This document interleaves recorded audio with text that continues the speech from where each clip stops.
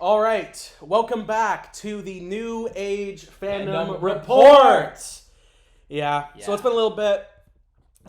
And we're aware. I know we look a little grizzled.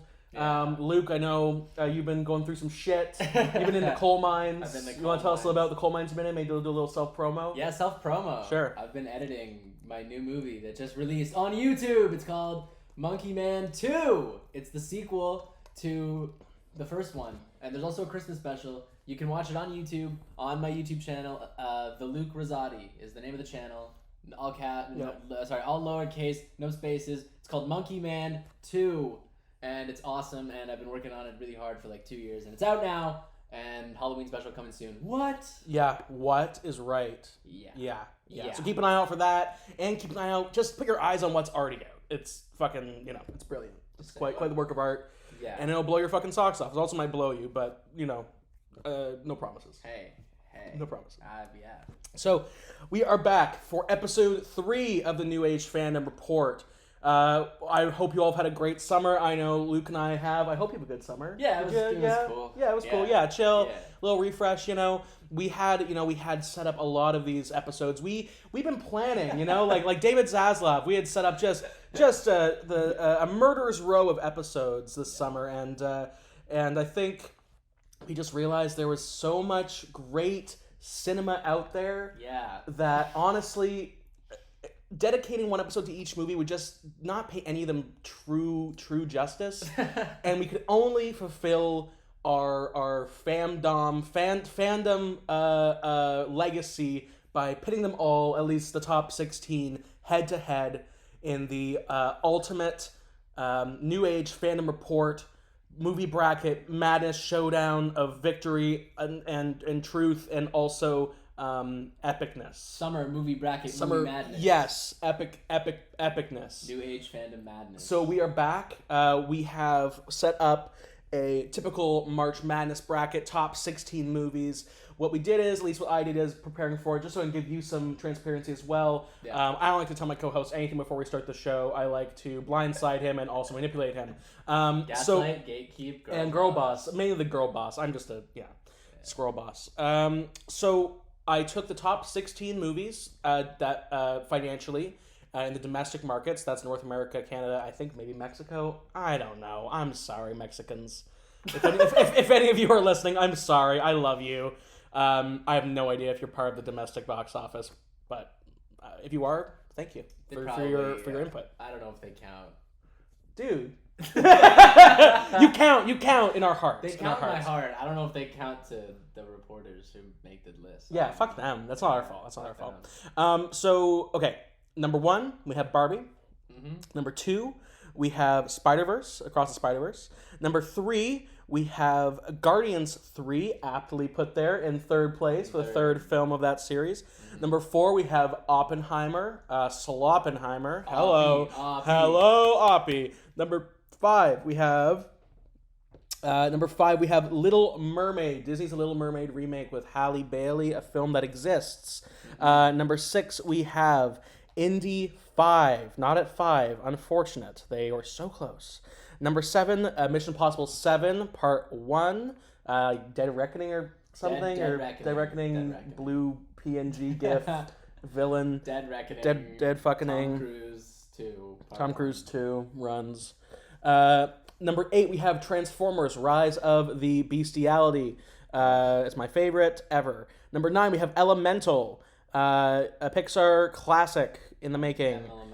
Number 10, we have a 10th film in the series, Fast X or Fast 10, depending on if you love Roman numerals or not. I do. Number 11, we have The Flash, a movie that also exists. Number 12, we have TMNT, Mutant Mayhem? Holy shit, there's some mayhem going down. Yeah. I wish it was higher on the list. Number 13, Haunted Mansion. I wish it were lower on the list. Number 14, we have Blue Beetle, a film that apparently is supposed to kick off the first character in the DCEU. I don't know. There's an extra letter or there's one less letter. The movie will not be part of it, but apparently the character is. Explain that to me, please, because Really? That's what they said? That's what James Gunn said. Okay. Yeah, if you know what that means, tell us. I don't, and I never will, and I'm okay with that. Okay. I also haven't seen that movie. Only Luke has, so. And we'll watch preface that as well. Number 15, we're almost there, penultimate of the list here. Number 15 is, oh, shut up. I'm not paying my Kojiko bill. Go away. Go away. Go away. Number 15, we have Gran Turismo. From racist to gamer, or from gamer to racist. Either way, you're winning.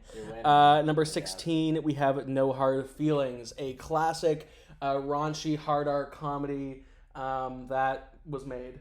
It exists. It exists, yeah. It's a movie. They made a movie. It's a movie, yeah.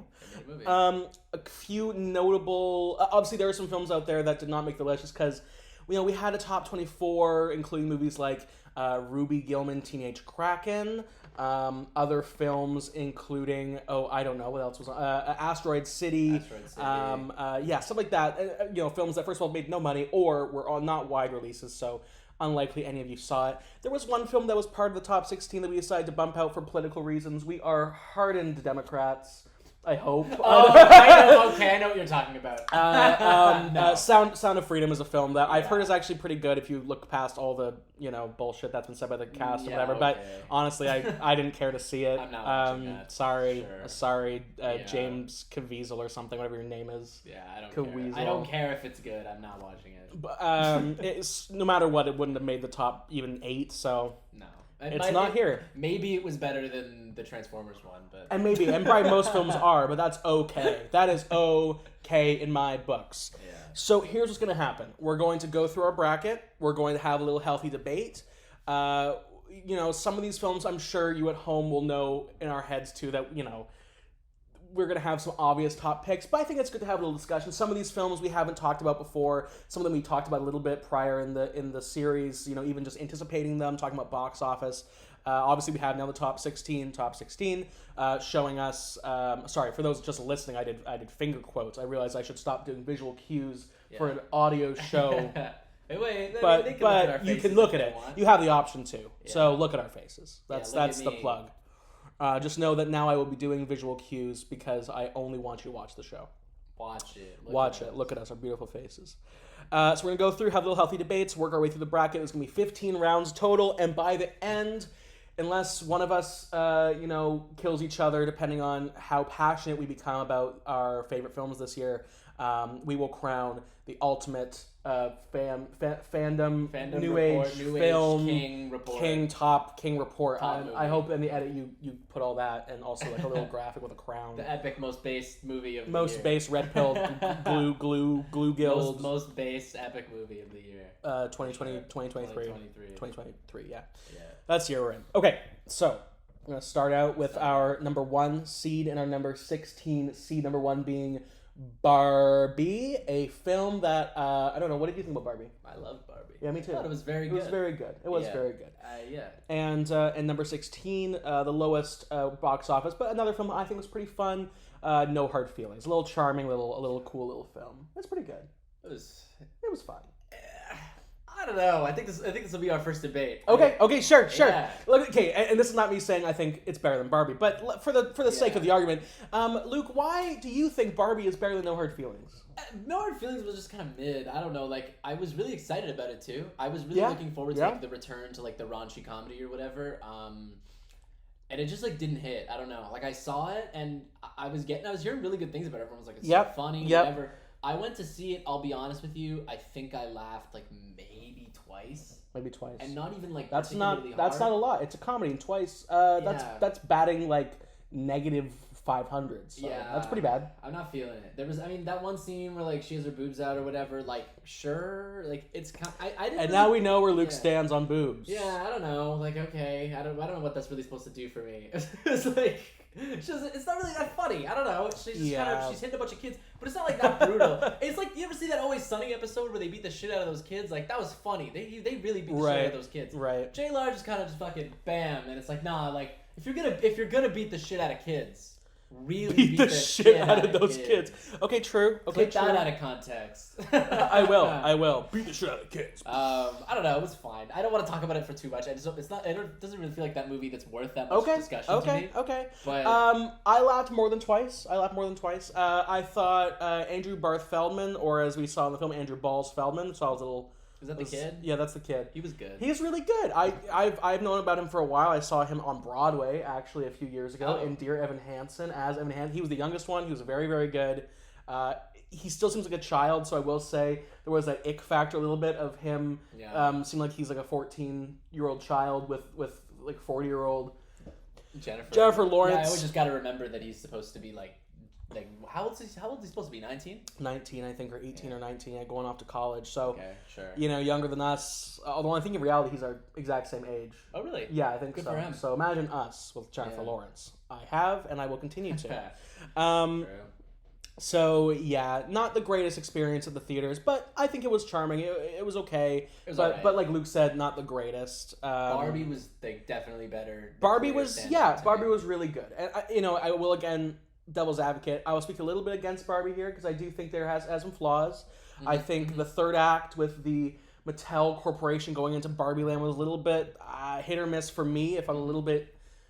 I don't know how you felt about this, but it felt a little disingenuous, just the whole Mattel aspect, because a movie that's made by Mattel, that in the movie is directly like criticizing Mattel, but then in the end you go to Walmart and you see them just selling Barbie figures of Margot Robbie and Ryan Gosling and stuff. It's like, at the end of the day, if the movie opens with the Mattel logo, I'm sort of just like, all right, like make your jokes, I guess, but like, come on, like it was to me, it didn't bother me, it didn't take away from the movie particularly, but I can understand that. Sure. I think if you're focusing on the story and the characters, which are really fun and really out there, but also have a thing to say, it is a very powerful message. I do think it can be a little on the nose sometimes. Like we have, America Ferrera's character as the mother, who she comes in and she's speaking truth, but it's very direct. But it's not a bad thing. It kind of gives a cool contrast between a real woman and Barbie. I will say, every time I saw that movie twice, and both times that scene got like the biggest applause, like big like standing ovation applause. Yeah. So, and of course,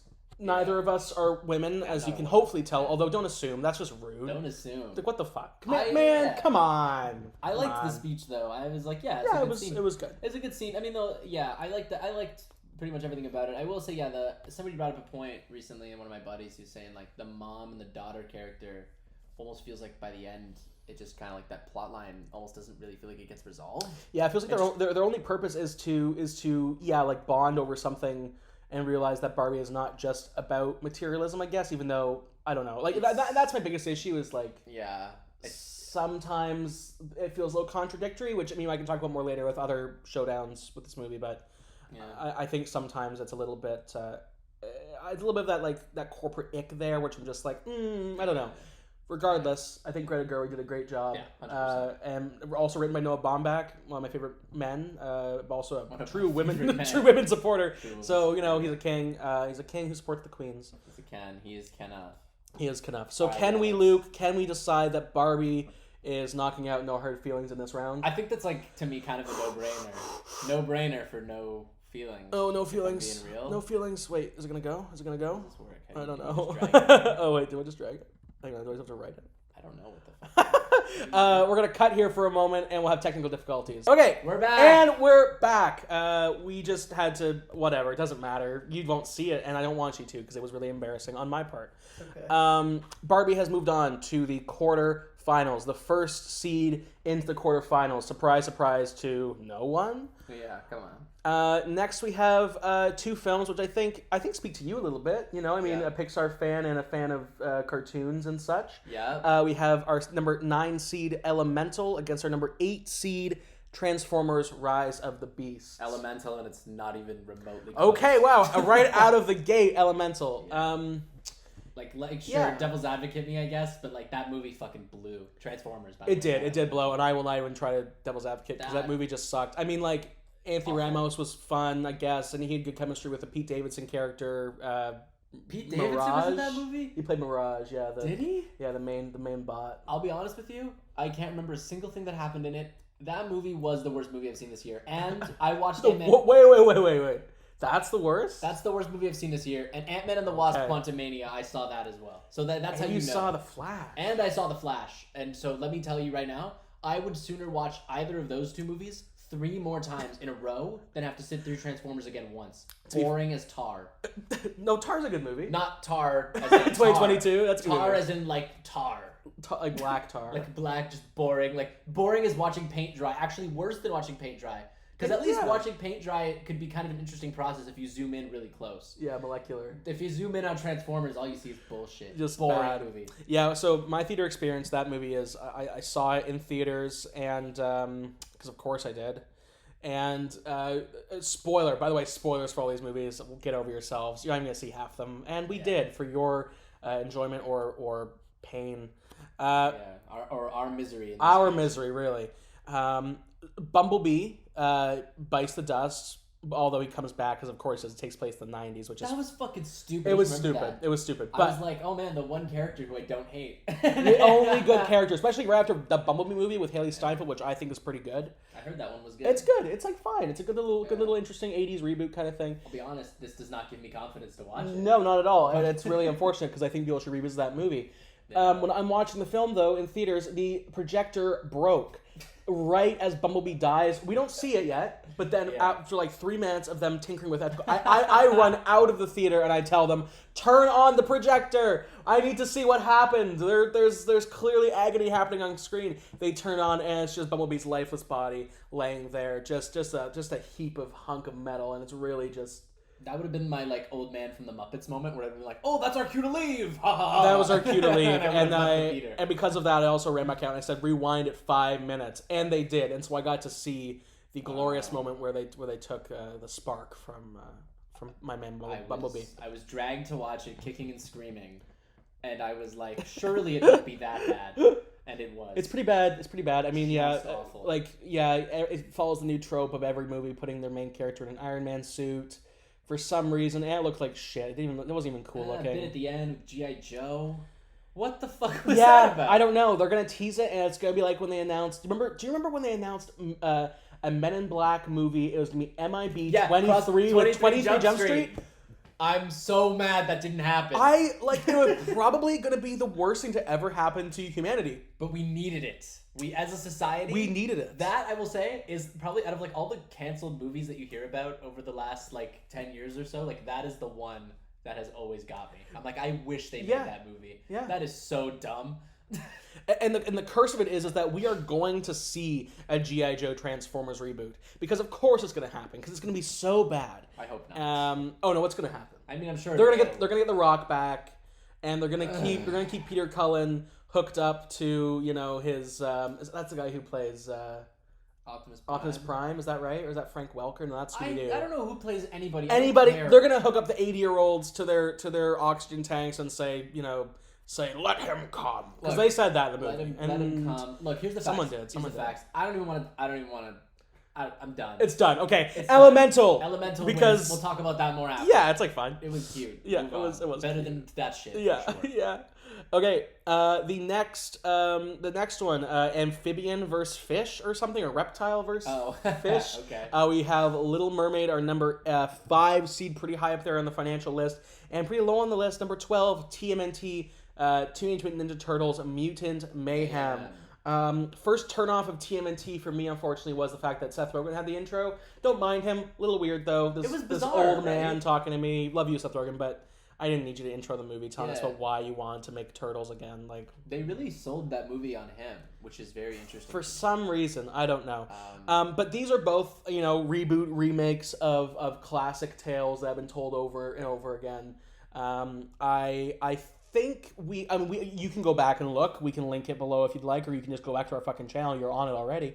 You can see our review for Little Mermaid, where we tear it limb from limb for the most part. Yeah, we tear it fin from tail. Fin from tail. Gill from Gill from ass. Gill from the ass. Movie sucks. It was bad. It's pretty bad. It's not. I will say it's not the worst of those Disney live action. No. I mean, it's pretty bad. And I don't feel bad saying I think a lot of young girls today are going to have their main Disney princess be Ariel, and it's a good Ariel. I think Halle Bailey does a really good job. I think she does good. I think the movie expands on certain good things, but I think the things it just kind of tries to change sometimes don't work, and It kind of looks like shit and was not necessary. So. And it sucks.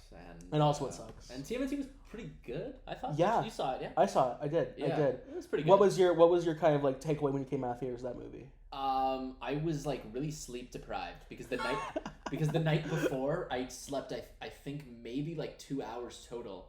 And I didn't get to see Ninja Turtles until like 7 p.m. the night after. Oh, jeez. And it was a dark theater, and we saw it in VIP, so like we were in the recliner seats. Oof. Oh man, let me tell you, as much as I was enjoying it, it was a struggle to even stay awake.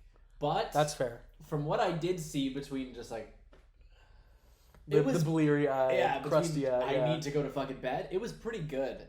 Yeah. It was funny. Like it was cute. Like I like the animation. It looks nice. I wish it was like a little stronger story-wise or a little funnier or something. I think for me, it falls apart really heavy in the climax where agreed. That last third just is kind of a slog for me. They think, there's like a big what the fuck was he?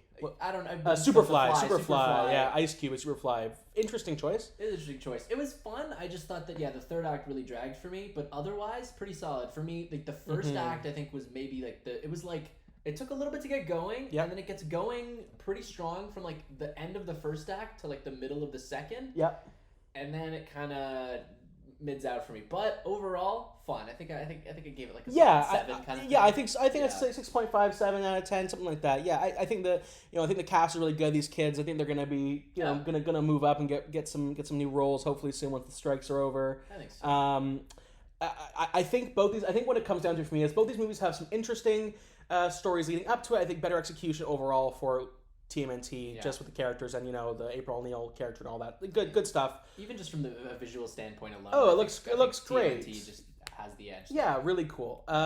What comes down for me is the final showdown. These two films, we have Giant Ursula and we have Giant Ice Cube, and I think Giant Melissa McCarthy and Giant Ice Cube. Yeah. And I think even though both of them very tropey, feel like very shitty MCU finales, like a lot of these films unfortunately did. I think I would have to go to Giant Ice Cube. I'll take the Ice Cube. Yeah, I'll take Giant Ice Cube. Because for every time I say TMNT's finale, it kind of drags a little bit and becomes a slog. Like Little Mermaid definitely fucks. Yeah, it drowns it. It drowns it in just shitty, lukewarm salt water. Yeah, TMNT. So yeah, TMNT moving forward into our quarterfinals against, well, here's the matchup of the evening, folks: Haunted Mansion and Oppenheimer. Are you joking?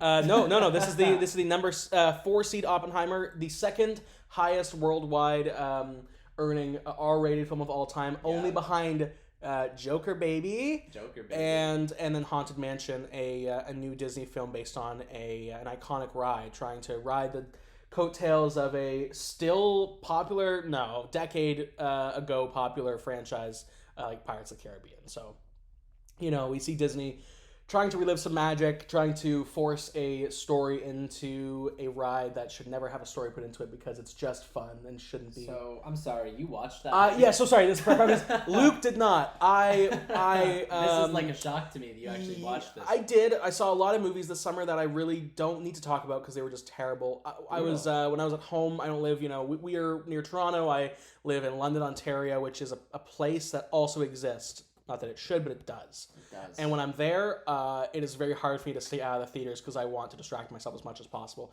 So one of the movies I saw while I was there was Haunted Mansion. Awful. A movie that at times touches on themes of loss and has some somewhat fun characters, some genuinely funny and clever moments that I think actually were well played. Really? Okay, there is a moment in the film where we're learning about this one ghost that Lakeith Stanfield, who is a standout in a lot of things in this false flat shitty script. I don't blame him. His character is a paranormal investigator, and he's like, he doesn't really believe in ghosts. He's like in denial about it, and then all of a sudden he's at home, and this first ghost that he's investigating from the Haunted Mansion is this I think like a sailor, salty seaman. As I refer to him always.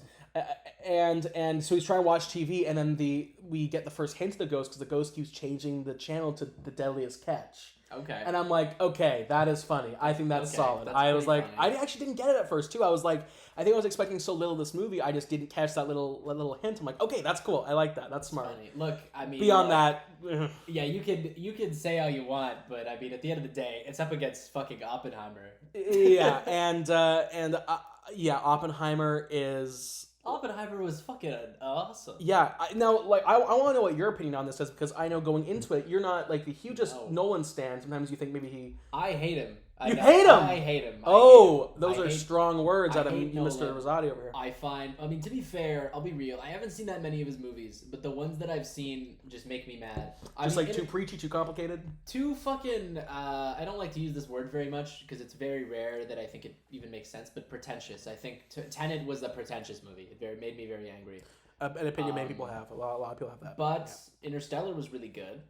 Okay. Honestly, my hottest take of all time, which I don't even know if I should say out of fear of getting crucified. Let's hear it, dude. But I don't even like The Dark Knight.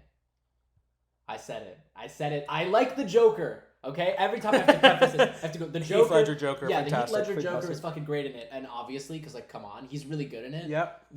And also the bits with Two-Face, awesome. Yeah. Every time they fucking cut to Batman, it's so fucking boring.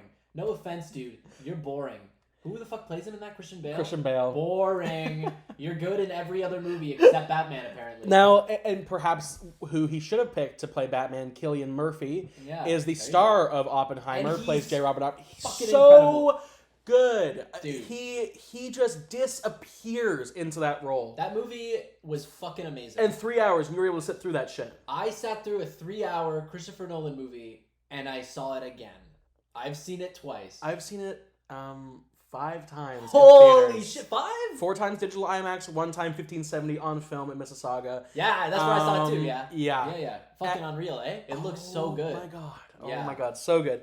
So I think that's pretty clear what we're gonna pick here. Yeah, but of course, Oppenheimer and then the Ghosts. It's literally that meme of like coughing baby versus hydrogen bomb. Sorry, coughing baby, you're fucking done. Oppenheimer moves on to the quarterfinals against TMNT. We'll see where that goes. We're moving into the latter half of our octuple finals or something. Something like that. Guardians of the Galaxy Volume 3 versus Blue Beetle. Another movie that I did not see, Blue Beetle, but you did. I've seen both of these. I've seen Blue Beetle. What did you think of that movie? It's all right. It was pretty good. I'll be honest. I was shocked by how much I enjoyed it. I was kind of dreading it, but I kept saying to myself, look, I'm gonna go because I have nothing else to do this weekend, and also I kind of didn't hate the trailer, but I didn't love the trailer. It's more just like the knowledge that I'm about to watch a DC movie is enough to make me dread it. But the trailer looked okay, so I was like, you know what? And it's fun. It's a lot of fun. Okay. I think it is the 3rd best DC movie. Wow. Okay. What are your other top 2? The DCEU. DCEU, of course. Not including. I would say number 1 is the Suicide Squad. James Gunn's Suicide Squad. Yes, agreed. Yeah, just top. The James Gunn one. Number 2 is probably Shazam 1. I really like that movie. I know a lot of people don't love it. I really like it. I haven't seen it. It's a lot of fun. It's a lot of fun. Not Shazam 2 particularly. I've heard. But Shazam 1 is a lot of fun. And then I would say this falls right under that. And then I'd probably say Birds of Prey is probably somewhere in that. Really? Also one I have not seen. Interesting. Another one that it's controversial, but I actually do kind of like that movie. And then I think everything else in the DCEU is just like way down there. Yeah. But those ones I like. Specifically though, Blue Beetle is a lot of fun. I really like the family in it. Mm-hmm. I feel like there's like a good connection there with everybody. Yep. And by the end of it, you like the main character and you really care about that family. And I think that's what matters. Do you think he's going to be a good addition to the upcoming DCU? I really hope. I hope that they bring him back. As dumb as it is, whatever.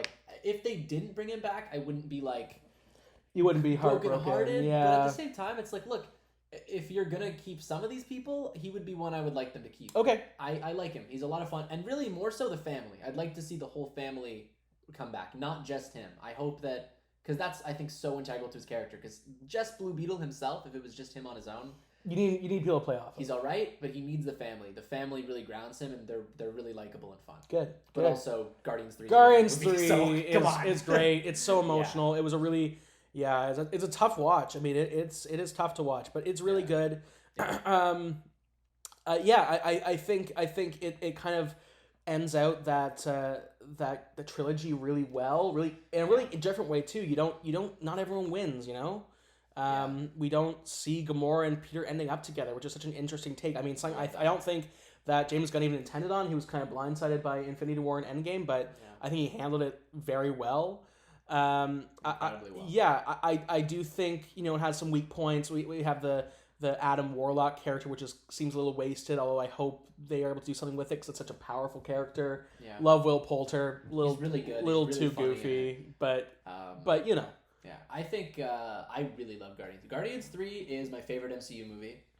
Hot take. Maybe is a hot take. It is a hot take. It's my but, number one. But you're a passionate fan, so I love Guardians of the Galaxy. For me, I'm a Guardians of the Galaxy fan before I'm an MCU fan. Like, on top of that's valid. That's valid. The other movies are good in their own way, but Guardians 1, 2, and 3 are like, for me, they clear the rest. I love these movies. Amazing ending for me. Yeah, I loved it. I think it was. I love the fight choreography in the film. I think it's beautiful. I think it's shot super well. I think the visual effects are pretty much all across the board flawless. I cried like a bitch, dude. I teared up. I haven't cried maybe in a long time. That's because I'm dead inside, but that's a different issue. I sobbed, violently sobbed the last half hour. Luke is broken inside, not dead inside, so he cries. It's that movie broke me. Oh shit! Brought me to my knees, bro. Damn. But I do love Guardians of the Galaxy. Yeah, excellent movie. I do think you know. It was benefited by the fact that it was surrounded by some real shit in the MCU, and I think it definitely shone upon all that, and was a bit of a little gold nugget you find in a bunch of turds. But I do think it is a notch above a lot of superhero films, and it focuses on the characters and the emotion, and it's fun. It's fun. It's emotional. It kind of crosses that entire spectrum. So so Guardians of the Galaxy, our number 3 seed, moving on to the quarterfinals. Our next showdown is The Flash, our number 11 seed, and number 6, Indiana Jones 5, The Dial of Destiny. Which I didn't watch. I've seen The Flash. I didn't watch Indiana Jones 5. So I also saw The Flash. I'll let you... to me, I don't care which one. That is actually where I'm at right now, too, and this is a tough one. This is a really tough one, okay. The Flash is laughable. But also at times funny. Good to laugh at. I think Ezra Miller actually is a really good Flash. Very unfortunate what has happened in their real life IRL Flash. My only note about the Flash, the entire movie, is I think most of it's kind of boring, but that fucking opening scene, if the whole movie played the first 10 minutes of the Flash with the babies and the microwave and the knives and the fucking dog and the hot dog, whatever the fuck, the pizza, whatever the fuck it was. Oh, the burrito. The burrito. That's the burrito.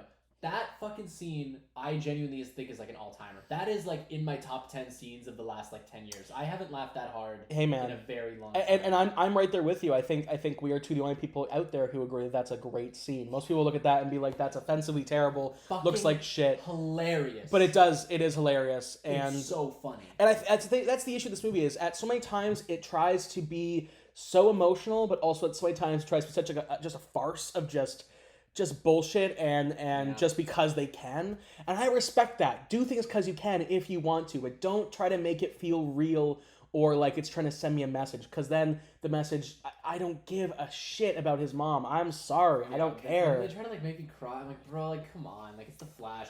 It's just not good. To me, I was laughing so hard when I left the theater because I'm like, really? This is the one that was too good not to cancel? They were making such a big deal about how The Flash is so good. Tom Cruise is the best movie he's ever seen or some shit. Such a fucking That was crazy. And Stephen King. Okay, yeah. I love you, Stephen King. Keep your mouth shut when it comes to The Flash, please, for the love of God. We should have known it was a lie, but at the same time, I kind of wanted to believe that it was actually good. It's not. I had a lot of hope. Hey man, people came out of CinemaCon loving that thing, and I was like, okay.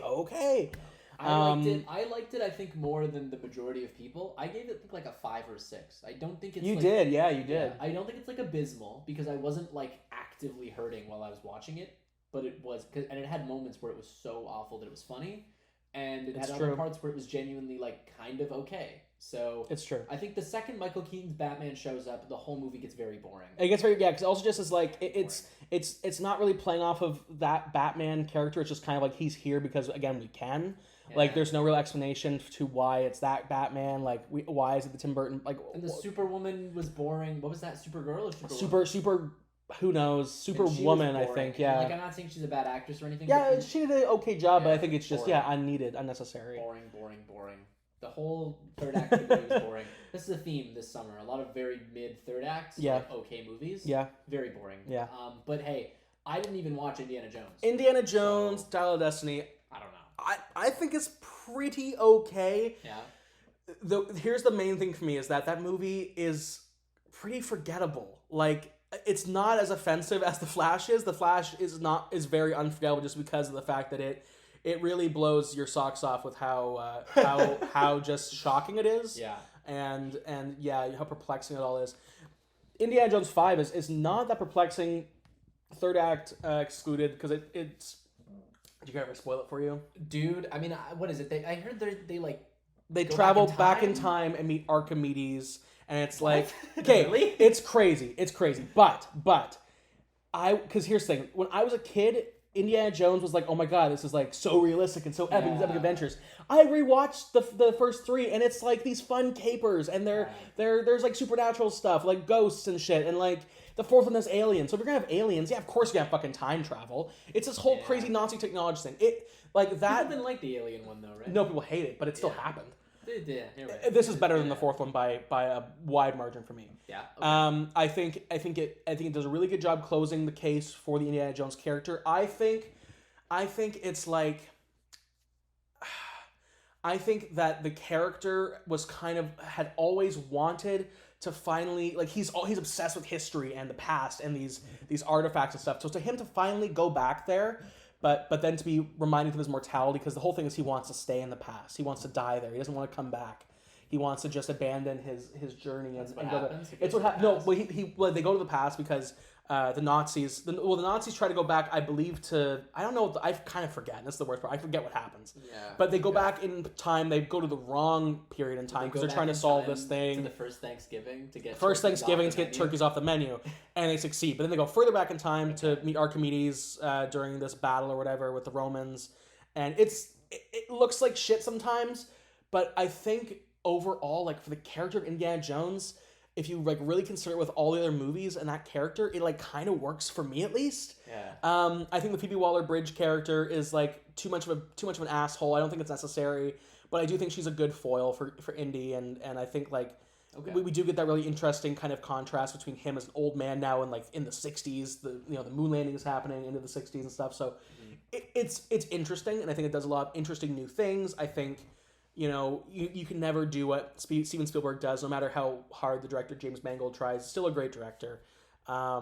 It still feels like a Disney corporate, like, bit of a mishmash of whatever just to fit it. But in the end, I think it's a good, consistent homage to that character, to Indiana Jones. So I was gonna say, do you reckon it's better or worse? If than The Flash? I were to say it, even though it is a bit forgettable for me, I think it's better than The Flash. And I believe you. I believe you. So sure. I will happily bring it on to the next round, the quarterfinals, even though I don't think it's going to make it much further. But we can talk about that later. Wait, you added The Flash. I'm an idiot. We added Indy 5. There we go. Sorry.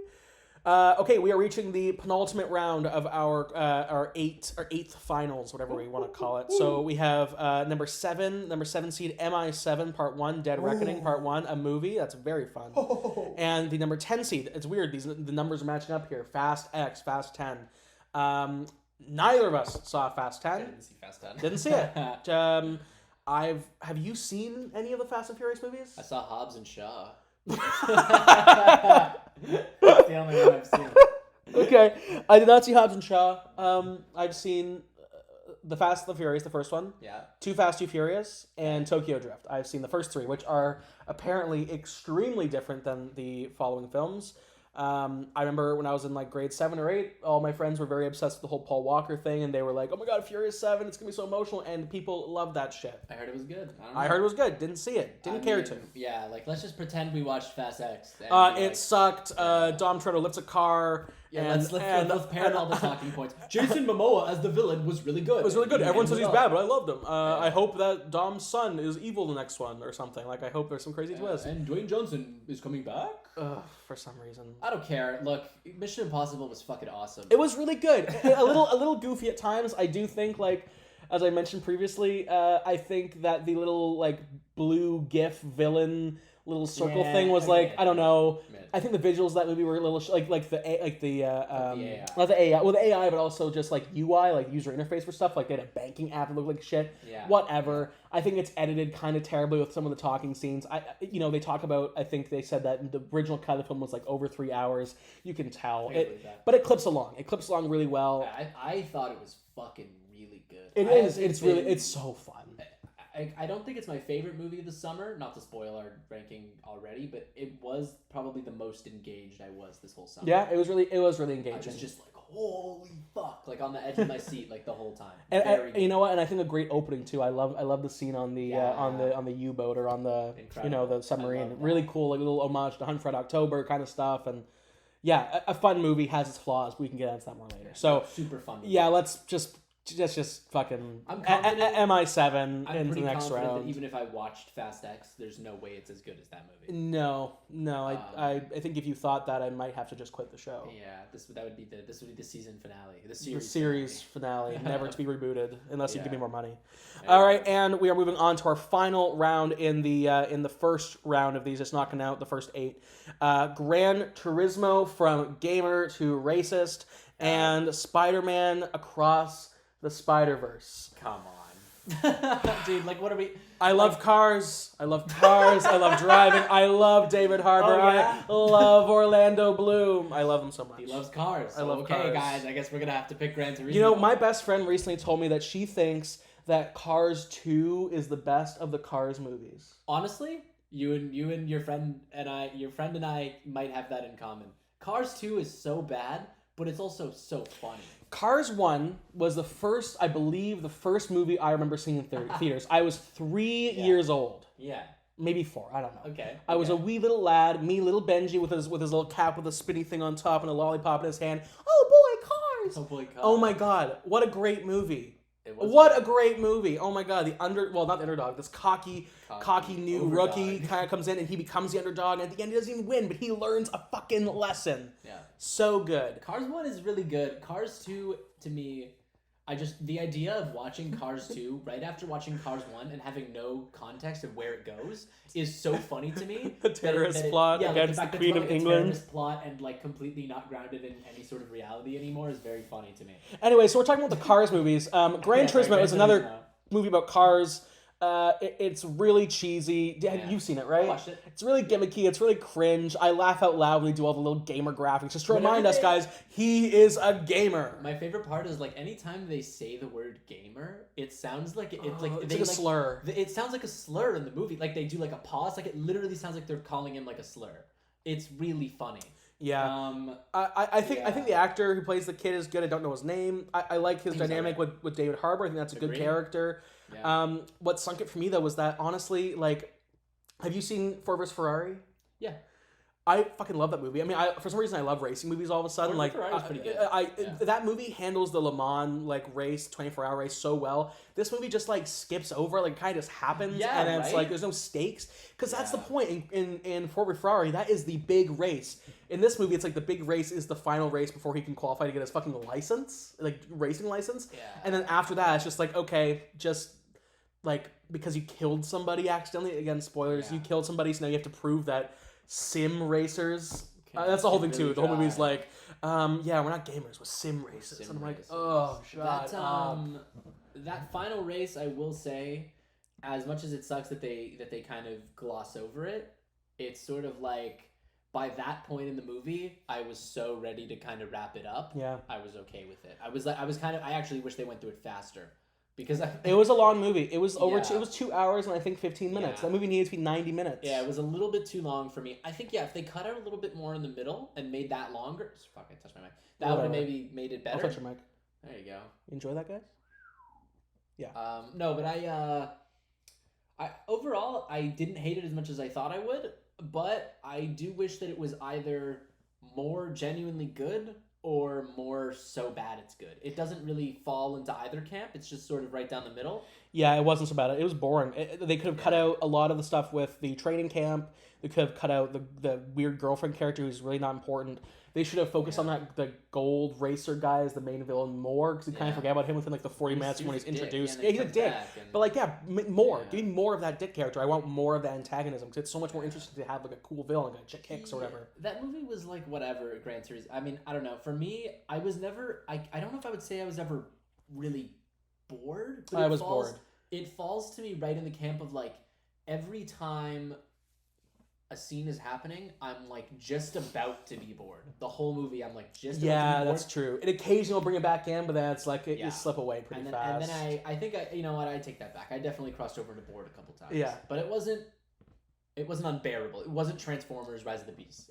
That is fair. I got through it okay. I much better than that would movie. never watch it again. But never watching it again. But I'm glad I watched it once. I will say. I got to see it in theaters for free. I had a free ticket, and then we also used the BOGO. We always used the BOGO deal that was on last week. So free tickets. We saw it on a Tuesday evening with a bunch of 8-year-olds, and the 8-year-olds were horrendous. They were yelling the entire time, running up and down the aisles. One of the worst theater experiences ever. Although never going to be as bad as. Remember when we saw? First movie we saw together was Venom. 2 Let There Be Carnage. Venom 2. Remember how terrible that theater experience was? I will say I think that might be the worst theater experience. I will tell you this, Ben. Imagine this. This was the only time I've ever went to the movies high. Was Venom. Ever? Yeah. Holy shit, Luke. Was Venom 2 Let There Be Carnage, and dude, that 90 minutes, because that movie was short as fuck. It was 90 minutes. It felt like 5 hours. It was an eternity, yeah. It felt like a fucking eternity because I was high too. So like my sense of time was completely just like, oh my god. Yeah, and I wasn't used to it because I had never been high in a movie theater before, and so let alone high during Venom Let There Be Carnage. Yeah, the shittiest movie of all time. So it's like on top of the fact that the movie sucked, I couldn't really follow it. And it felt like it was 6 hours long. And there were teenagers vaping and yelling and being like assholes, fucking crazy the entire assholes. Movie. Horrible. Yeah, just horrible. I will say this was pretty close. These kids were terrible. Really? These kids were bad. Wow. But the one redeeming factor for this movie was that they were kids, and that every time a race was won, the entire audience broke out into applause and cheers. Really? And it was like, you know what? That's funny. You can't beat them. You can't beat these children. I want to.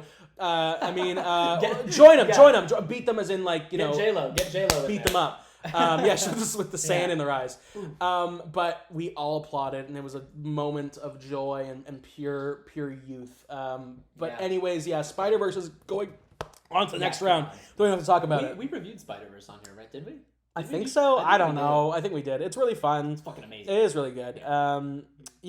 Beautiful movie. Really sad they delayed the third one. Pretty far. It was inevitable, but of course it is. I know. I wanted it so bad. But yeah, really good. We will get more into that movie. I mean, there's plenty to gush about. It's really good. Yeah. Okay, and we are into the quarterfinals. The 8 movies that move on to the quarterfinals are Barbie, Elemental, TMNT, Oppenheimer, Guardians 3, Indy 5, Surprise Underdog, MI7 Part 1, and Spider-Verse. I think 7 of the 8 of these were really solid movies, and they deserve to be here. I'll never say the one that doesn't belong here. Barbie. I mean, kidding. Barbie's good. Okay, so we return to some of our earlier discussions here. We return to Barbie, number 1 seed, number 9 seed Elemental. We have sort of top and middle of the pack here. I think we don't kind of know where this is going, but I think we should talk about Elemental. I mean, that's the thing, because we didn't really talk about it last time. We didn't, and that was completely fair. Because Transformers was so bad. Transformers was so not even worth it. This is at least like, if somebody were to make the argument with me, there could be an actual discussion. Yeah. Though I still think Barbie would get the edge, in my opinion. It definitely gets the edge. I actually liked Elemental a lot. I was a little worried about it. I was too. I was going into it. I was like, this sounds like shit. A lot of my friends hated the animation style. I was iffy on it, but I thought this looks okay. Yeah. And then I heard the premise about being, it's about immigration and all that stuff. I'm like, okay, cool, a modern tale, but also it kind of feels like other movies we've seen before. It sounds like it's Utopia. It sounds, whatever.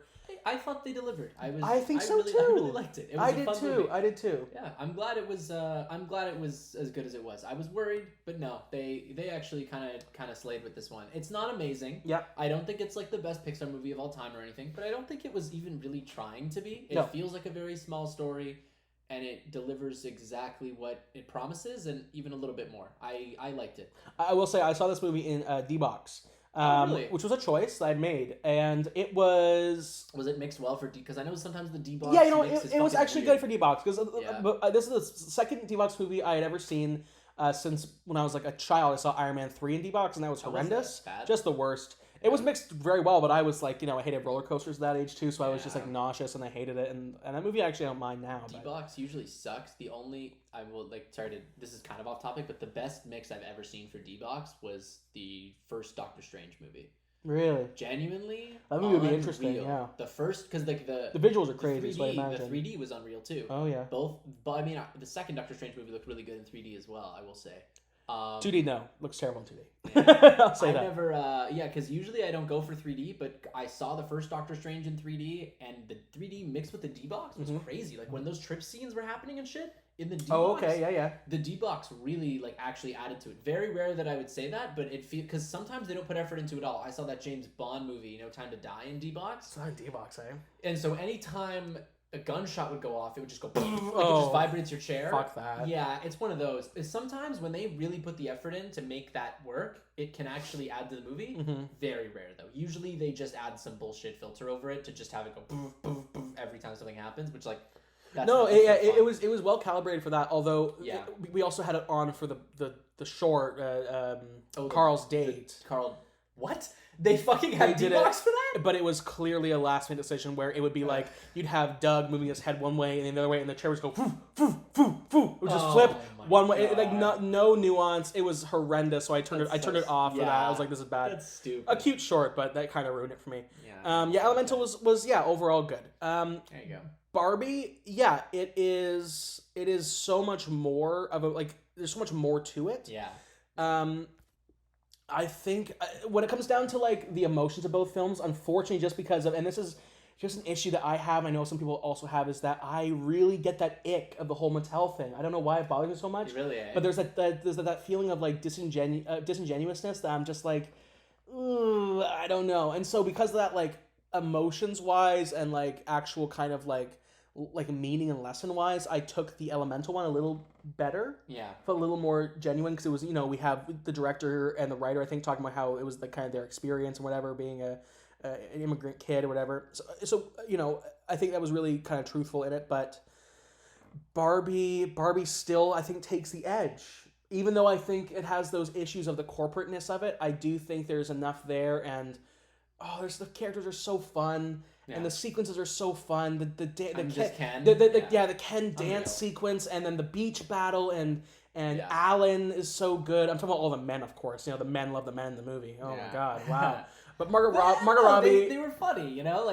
Ken was hilarious in this movie, dude. He really carried it for me. Oh, absolutely. I opened Discord. It's okay, Dick Sword. Yeah, Ryan Gosling's fantastic. Margot Robbie's fantastic. I think it's such an interesting thing to do. I love. The production design is so impressive, and I mean, the political commentary, the patriarchy and stuff, that is really interesting. I think it's really funny, and it's so funny. Dude. When they fucking do that bit with the Godfather, I was fucking crying. Oh my god, I know. Crying. You've never seen the Godfather? You know what? I had never seen I just saw it recently. It's a good movie. It's a good movie. I've never seen it. It's not as good as it could be, but it's good. Dude, you're like Peter. I'm just like Peter. I did not care for the Godfather. I cared for the Godfather. Peter, it's how can you even say that? It's a 4 out of 5. It's not even a 4.5. It's good. It's good. Not quite my milieu, the old gangster stuff, but whatever. There you go. Barbie, I think, takes it just because I don't know. I mean, I think it's just impressive that they did that, and I think it deserves to get the love that it's getting. I think it has some flaws and it has some weird messaging stuff that's a little weird, but. It's closer than I would have expected it to be. At the beginning of the summer, I would have been like, Barbie's gonna be way better than Elemental.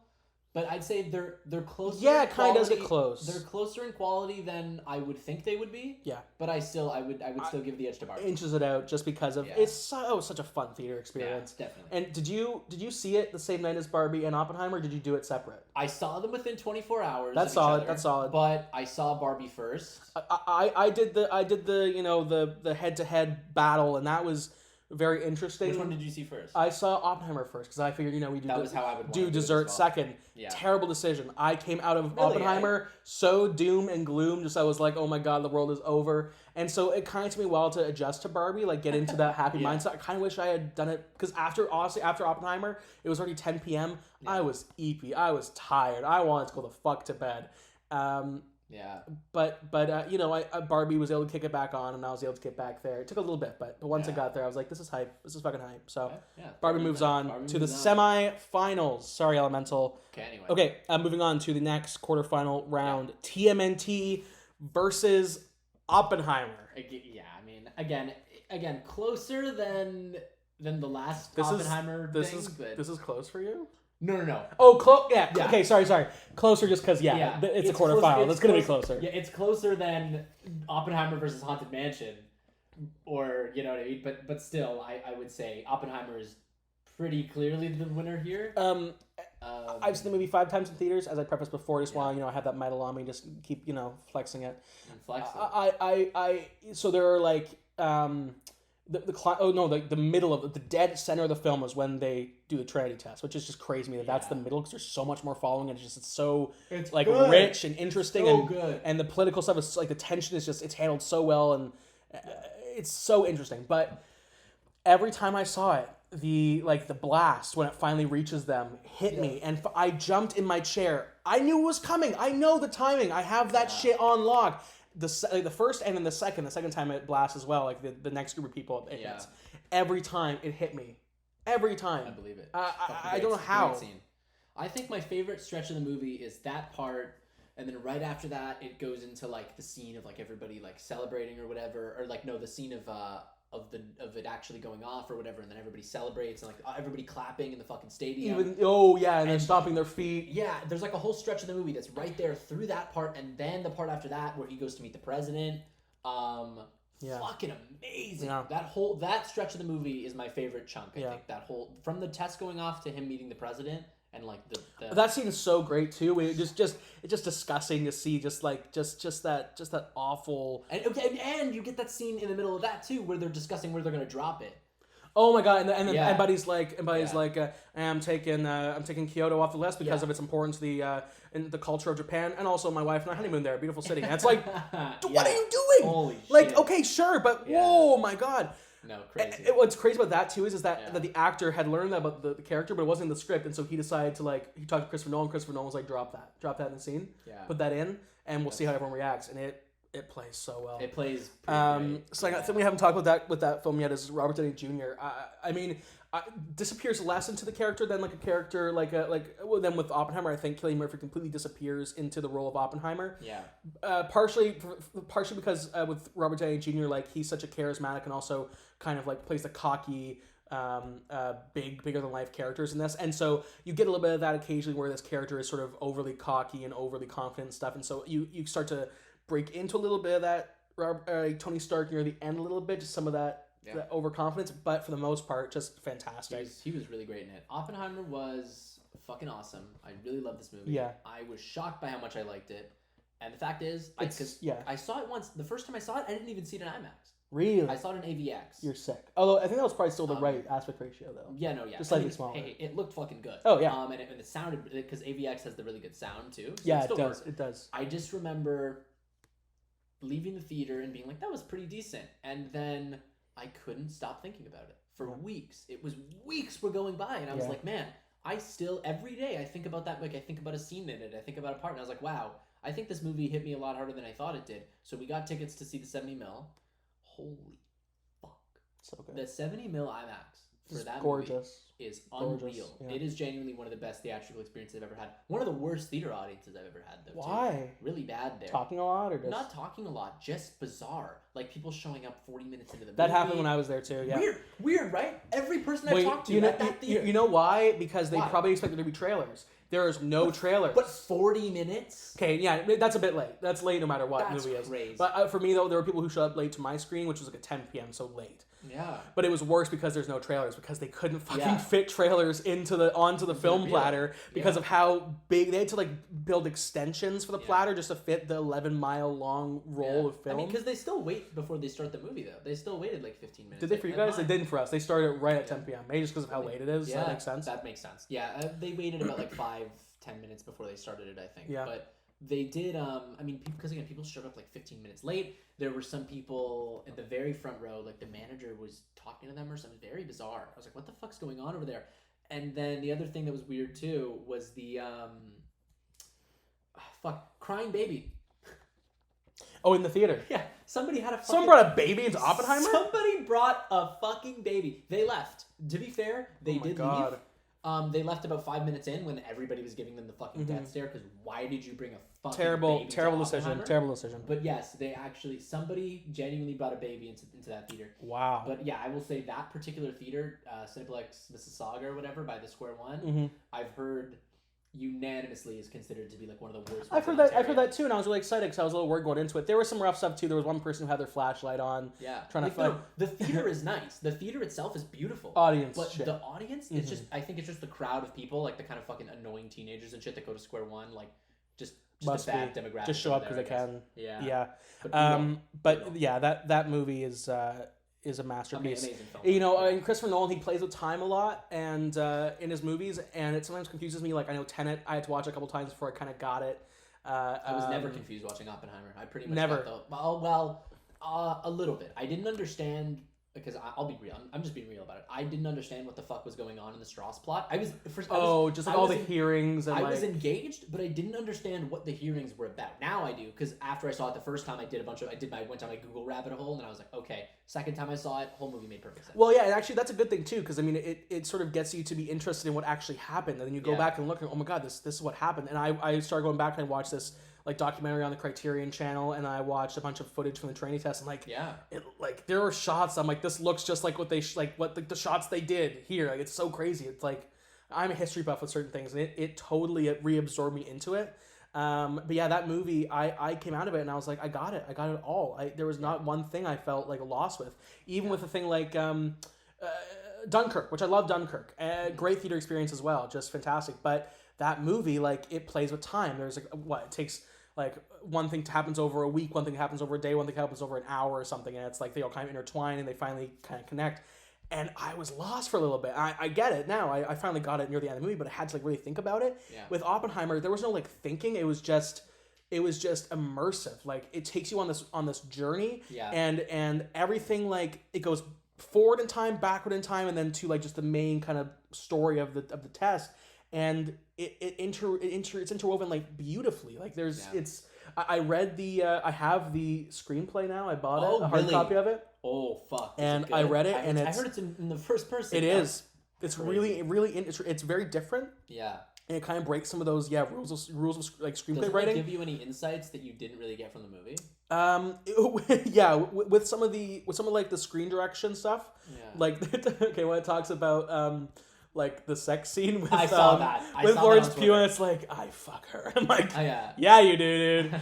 I fuck her hard and whatever. And I was like, are you fucking kidding me, dude? A little goofy, but nonetheless, just brilliant, just really, really great. Great movie. Yeah. I mean, and hey, TMNT's fun. The biggest issue for me with TMNT is that just that third act, it becomes like drags for me. It drags, and it becomes what everything is. It's all the little guys up against the big physical beast or like hole or whatever they do, and it's just it just feels like everything else. I mean, it's good resolution for like the April O'Neil character, which I thought was a really fun twist on her. Yeah. With the whole puke girl thing, or whatever, and I thought the kids were really fun, and I love their whole. It had like there's the themes of xenophobia and also kind of the immigration story of like not feeling welcome in your own city and stuff. But I like when they say yerm. They say yerm. They say yer, and they're from the Bronx, baby. I love that. Really bacon, fun. Egg, and cheese. Really, really good characters. Yeah. Really fun animation. Just a little bit too formulaic at times. And I hope they bring them back, and I hope they do more with them. I hope they tell new stories, and yeah, if they make a second one, I'll be there. It was good. And it was Paul good. Rudd as a gecko was pretty cool. Yeah, it's Mondo true. Gecko. Mondo Gecko. That's a fun character. It's a fun character. But, otherwise, yeah, it was fine. Fine. It's no Oppenheimer. Fine. No Oppenheimer. But ultimately, was this ever really something that anybody was ever gonna compare? Like, they're not really comparable movies. No, but you know who does? We do, motherfuckers. We do. Moving on, Oppenheimer into. Oh my God. Is it doing that shit again? Just click the. Oh, there we go. Okay. Click the edge. I think makes it Woo! Okay, we're here. We're here. We're back. I'm edging Oppenheimer, just like Gene Tatlock did. There you go. Okay, and we are on to the third round in our quarterfinals. We have Guardians 3 versus Indy 5, 2 Disney sequels. You didn't see Indy 5. You didn't need to. It was fine. It was fine. It was interesting. I love Indiana Jones. Like a good farewell to that character. I think. Guardians 3 must be a better farewell, I have to assume, please. Yeah, it is. I mean, there's the whole thing where they're like, Star-Lord will return because there's going to be probably a Star-Lord movie they've announced. It's probably going to happen, which I'm like, oh my God, too many fucking movies. But shit. I'll watch it because I love the Guardians. But I'll be sad if James Gunn isn't writing it, which he definitely won't be. Definitely won't be. But it is what it is. I do think Guardians does have its flaws. I think we could have had a little bit more of that villain. I would have liked to see more of his backstory a little more. Evolutionary, I think.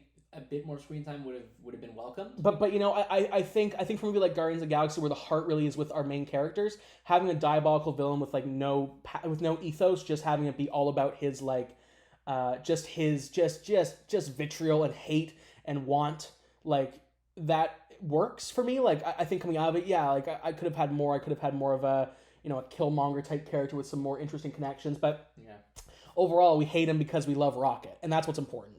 The opening of that movie where he's walking around and they're playing the acoustic of Creep. It's fucking beautiful. It's fucking beautiful. That like. Did I ever tell you? This is another one of those things that's gonna get me crucified on this fucking show. I'd never heard that song before the movie.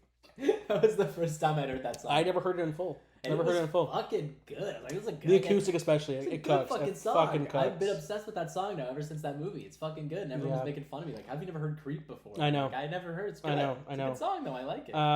I think overall that franchise, there are certain characters I wish I got more from. I wish Drax. He's Drax the Destroyer. Does he ever destroy? Maybe not. But in the end, he becomes like he wasn't born to be a destroyer. No, and that's okay. And that's exactly the point too. He was meant to be a dad. That's right. And at the end, he's a dad, and that's beautiful. And oh my God. Yeah, the music's great. I kind of wish Peter had died. I hate to say that, but at the end, I do think like, okay, we've done this before where he almost dies. I mean, kind of cool that we do have Adam Warlock. A little flick into the into the gravity and shit. My only thing was the only reason I'm like I allow it is for two reasons. One, it is like every single Guardians of the Galaxy movie has a scene where Peter is floating in space and almost dies. Yeah, that's true. So I was like, okay, you got me there. I think it's stupid. Come on, they could have not done it. But my other reason is because the ending with him getting back and seeing his grandfather again was genuinely like so worth it. It is really worth it. But I think that they just shouldn't have even done that. They shouldn't have even had the fake out. Yeah, that's fair. Right? I think it was a little bit of an emotion because the movie plays your emotions so much. A lot. To do a fake out is a little bit cheap. They did it a few times too. Like that's my only. I think one of my only complaints with the movie is there's a lot of fake out deaths in it. Like a few. Yeah, there are some real deaths though. When Drax when Drax gets blasted in the fucking what's his face, Nathan Fillion warehouse, whatever the goo warehouse. Oh yeah, that part of the movie is weird. He gets blasted in the chest really hard. And you think, he's God. He's done. Because he's literally on the floor like, and Mantis is crying. And then he gets up and they blast him again. I'm like, okay, he's dead. And then he's not dead. It's very weird. Yeah. But overall, still probably better than Indy 5. I think it's way better than Indy 5. Well, you haven't even seen it, but obviously it's better. I haven't seen it. And even if I watched it, there's no chance it's better. I mean, for me, Guardians 3, I mean, I'm not trying to. That's one of my favorite movies ever. Like, I really like that movie. It's really good. It's really good.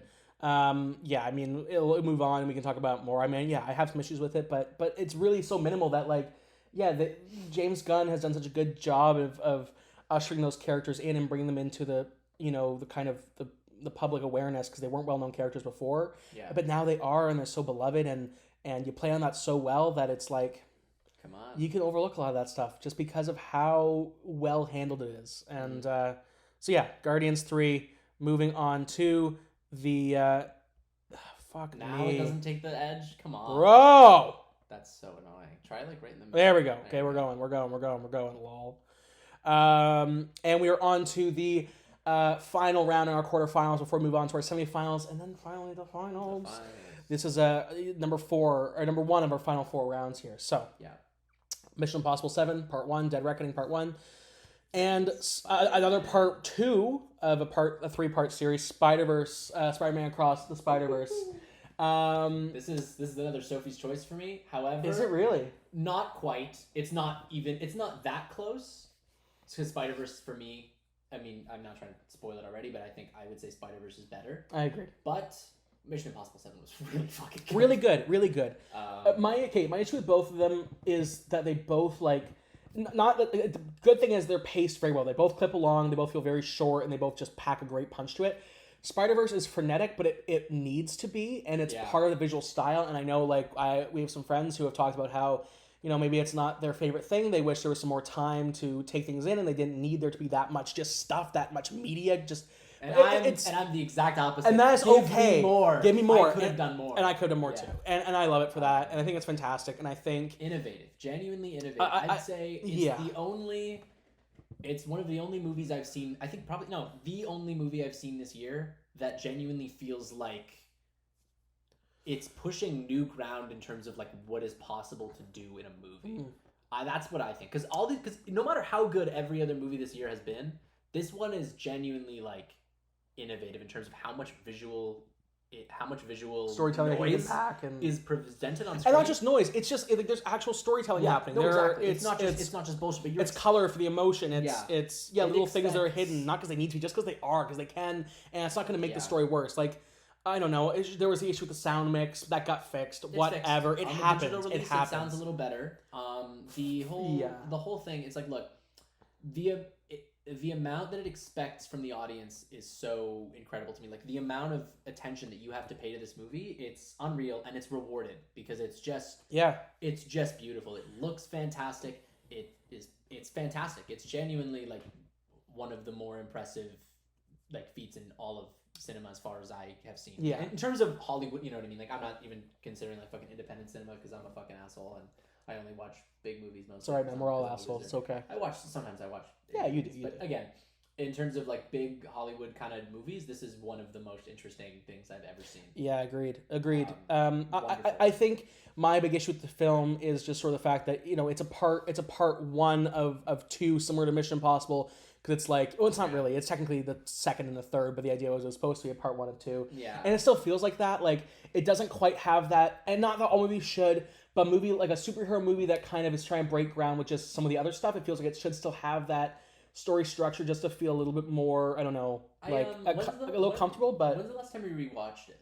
I've seen it twice. So I saw it once in theaters, and about 3 weeks later I saw it in theaters a second time in D-Box, which was actually a great D-Box experience. I really liked it on D-Box. So I saw it twice, and I really enjoyed it. There was a common complaint out there where people were like, it doesn't feel like a whole movie, and they say that's because of the fact that it has a cliffhanger. I'm like, I don't care about that. Yeah. Empire Strikes Back had a cliffhanger, and it still felt like a great movie. There's still an end. You have Gwen's story that comes to a conclusion, and that's Miles that doesn't, and you get more for him. But he still has he still has a conclusive moment when he is leaving the spider world, whatever, the train. Yeah, that train fight. I will say, because I saw that movie in theaters. I think I saw it 7 times. Sick in the head, but we love you, Luke. Sick in the head for sure. But I saw that, and it was 7 times over the course of just that opening week. Every night I was just going. But even then, I remember I was sort of I don't know if it feels very conclusive. And then I rewatched it again recently because I got the Blu-ray and everything. Nice. And it hits. The ending does. The ending to me feels very conclusive. It feels very much like a solid ending for every character. Yeah. I'm genuinely confused as to what the complaints are, why people don't feel like it feels like a complete narrative. Sure. I guess the only thing people seem to say to me is it should have ended earlier than it does, and I'm sort of I don't agree with that. Yeah, because it's okay, then just you're already asking for more. Why do you want less? That makes no sense. Yeah, that's what I think, right? They're I wish it, because it's they should have cut it off sooner. And yeah. I'm no, because it has an ending. It basically it's just I don't know. I really don't like that every movie has to conform to a really strict 3-act narrative. It's it's basically a movie that has a very long falling action at the end. It's like it just plays with structure a little bit. Like some movies just have an abnormally long first act. Spider-Verse just has a very long third act. Yeah, the third act just. Or I mean, yeah, it's weird because falling action. Well, yeah, it's like this the beginning of the second act all the way to the end of the second act and then the climax. Yeah, that's that whole chunk where they're in the spider world. It's the climax, and then it just has a very long falling action after the climax. It does. That's basically the only thing that's different about it structurally. That's a good point. In, like most movies, and that's a good point.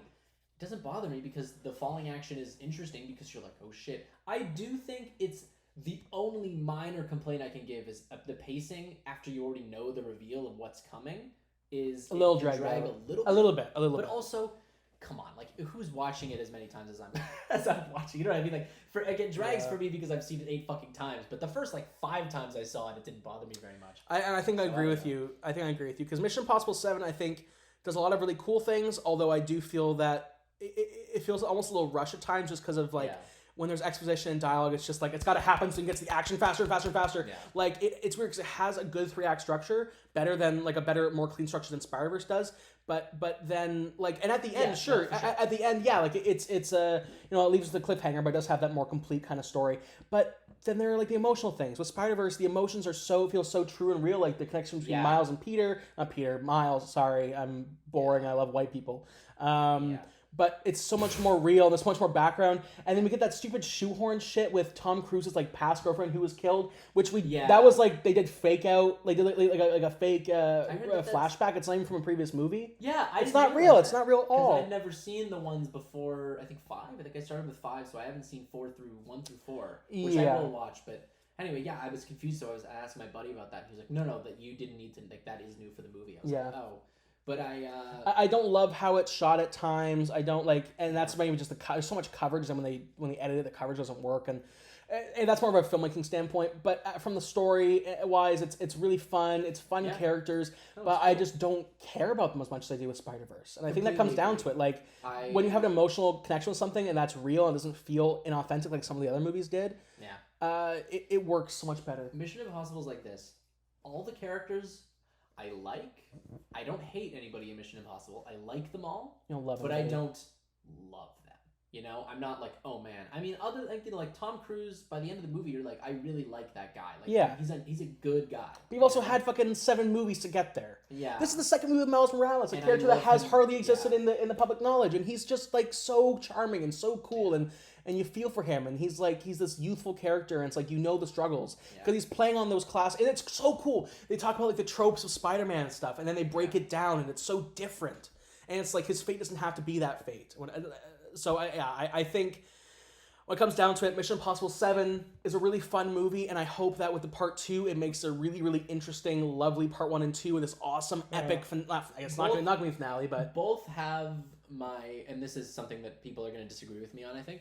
But if both movies never released their part 2, I would still consider them to be like 10 out of 10 movies. I would agree with that more so, and that's my point, I think, is I agree with that more so with only Spider-Verse. I really like Mission Impossible, but I think that movie is going to be a lot better if part 2 is excellent. Yeah. Because honestly, I have not seen the main Mission Impossible movies. I've seen Mission Impossible 1, and I saw Mission Impossible Fallout, number 6. Oh, really? I love Mission Impossible Fallout, so I was going into 7 being like, I really want more of that, and I got a bit of it, but not as much as I wanted, and so I hope I get kind of that epic conclusion. You like Fallout better, eh? I do. Fallout's my favorite of the 3 I've seen. Yeah. Out of the ones I've seen 3 as well. I've seen 5 or whatever one was just before Rogue Nation. Rogue Nation. Yeah. I've seen Rogue Nation. I've seen Fallout. And I've seen this one. This is my favorite of the 3. Okay. I gotta watch more, obviously, but yeah. I think I 4 is really good. Yeah. I think I would be happier with. I mean, not happier with, but I think I'd be more okay with Spider-Verse never getting a part 3 as opposed to Mission Impossible never getting a part 2. I think I just need that. So that's fair. So I mean, I don't know. Do you agree? Do you think Spider-Verse should move on to okay. I think so by a lot, but but I do fucking love both great. It's a really fun. It was a fun theater experience. But Spider-Verse for sure, I would give the edge to. All right, we're moving Spider-Verse on to our quarterfinals. Right now we have it at Barbie and Oppenheimer in the semifinals, not the finals, folks. The semifinals. We're getting that early showdown, which means we're gonna have a bit of a interesting predicament possibly moving on, because I already see several predicaments. Wait for this. In the other semifinal round, we have a Luke inner demon, schizophrenic, absolute fucked up shit show about to happen. This is the most interesting round, I think. I think this is one of the craziest things I've ever seen. Yeah. Barbie versus Oppenheimer, just for the world in general, and saying that they're going against each other now, because of course they are. And Guardians 3 versus Spider-Verse. And that's just for me. And here's the thing. I honestly, I couldn't pick between those two.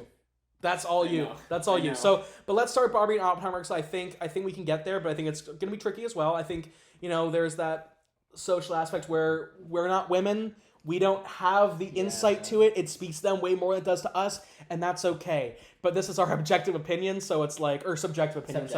Objective. We're better. Objective. Men are better. No. Obviously, Oppenheimer does not treat women characters, female characters, quite as they do in Barbie. I think the Jean Tatlock thing is a little bit cheap, but it's about this man and it's about his struggles, so we focus on him. Barbie is kind of a really lovely mishmash of a lot of interesting things that creates a super cool package that has a great message to it, that is really fun and engaging and stuff, but it doesn't, for me at least, it doesn't have like just the epic, grandiose, just groundbreaking punch that Oppenheimer has. I come out of Barbie being like, that was great, that was so fun, and it spoke to me. Certain things didn't speak to me just because I'm a woman, but also because I felt a little cheap about stuff. But with Oppenheimer, it came out and I was like, oh my god, we are so fucking doomed, but I love it. Oppenheimer is fucking unreally good, and that's the only issue is like if it wasn't Oppenheimer, Barbie would probably make it to the finals, I think. But the problem is, Oppenheimer is just. It's stunning. It's just too fucking. It's shot beautifully. I think it's funny. As I mentioned with Mission Impossible 7, I didn't love the editing style. I'm an editor. That's what I'm kind of trying to get into, and so I didn't appreciate the fact that you could tell they've been cutting it down just to clip it along.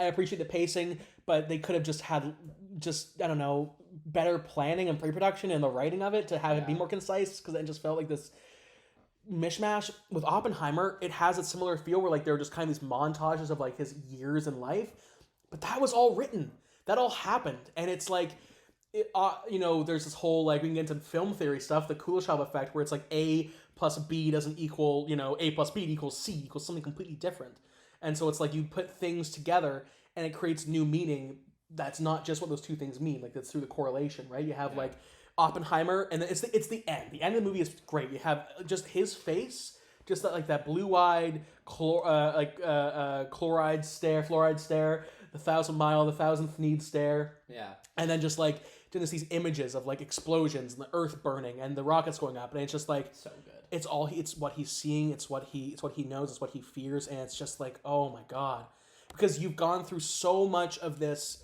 character's journey from him being this kind of cocky, arrogant womanizer, almost like a Tony Stark, right? It's kind of a better version of when Tony Stark realizes his fuck up with Ultron. It's kind of like that, but it's real. It's actually fucking happened, and it's so impactful. Like, it's fucking great. It's just a great movie, and Barbie's really good too. It is. It's a really great movie too. It's just like. It doesn't hit me the same, and I wish it did. And I honestly, going into the summer, I expected to like Barbie a million times more than I would like Oppenheimer. Yeah. I expected to fucking hate Oppenheimer and love Barbie, and that's kind of what's beautiful though. You get your opinions completely switched. I was going in thinking I was going to like Oppenheimer more than Barbie, and it was confirmed for me, but that was okay. Like, I expected that, and that didn't ruin anything for me. I think a movie like Barbie is a movie that speaks to a certain amount of people, and also kind of makes other people aware of certain things, which is really important. I think Oppenheimer speaks to everyone on so many different levels, and also makes us aware of things that we didn't know. And I think because of that, it also is just more powerful in its impact. I think Barbie is, realistically, Barbie is the true winner of the summer. Because it made all the money. It made infinite money. More than Super Mario Brothers. How did it do that? Like, the two biggest brands of all time, all of a sudden. But it did it. Yeah. And congrats, Barbie. Barbie really won, when you really think about it. This is the year of Barbie. But in our bracket, I think I would say Oppenheimer takes the edge. Okay. I think if you I agree. Oppenheimer, moving on to our final round. There we go. Now, listen, man, I don't think I can say anything that will change anything in your mind or change anything that's going to happen here. I think this is all you. So I will give you the floor. This one's fucked up. Good fucking luck, dude. Guardians of the Galaxy 3 and Spider-Verse, 2 movies that you saw several times in theaters, and you claimed both were your favorite movies of all time. Yeah. Quote you on that one. That's actually true. Yeah, no, they're both in my top 10 favorite movies of all time. And to be honest with you, I don't fucking know. Like, I've thought about this a lot this year, because I will say this is the year of fucking Luke Rosati, bro. I'm telling you. I am eating this year in terms of, like, movies and shows coming out. 7, 8. I got fucking Guardians. I got Spider-Verse. That Scott Pilgrim show coming out this year. Let's fucking go. Oh, true. Yeah, I'm hyped for that. That's my most anticipated piece of media ever made, by the way. Just like, that's not even like a joke. Genuinely, number one. But there's like 3 in a row this year of like some of my most anticipated things I've ever wanted to see. Guardians 3, Spider-Verse. Look, at the end of the day, folks, Guardians 3 hit me like a fucking truck. It's like, what is it? You know how like millennials talk about Toy Story 3?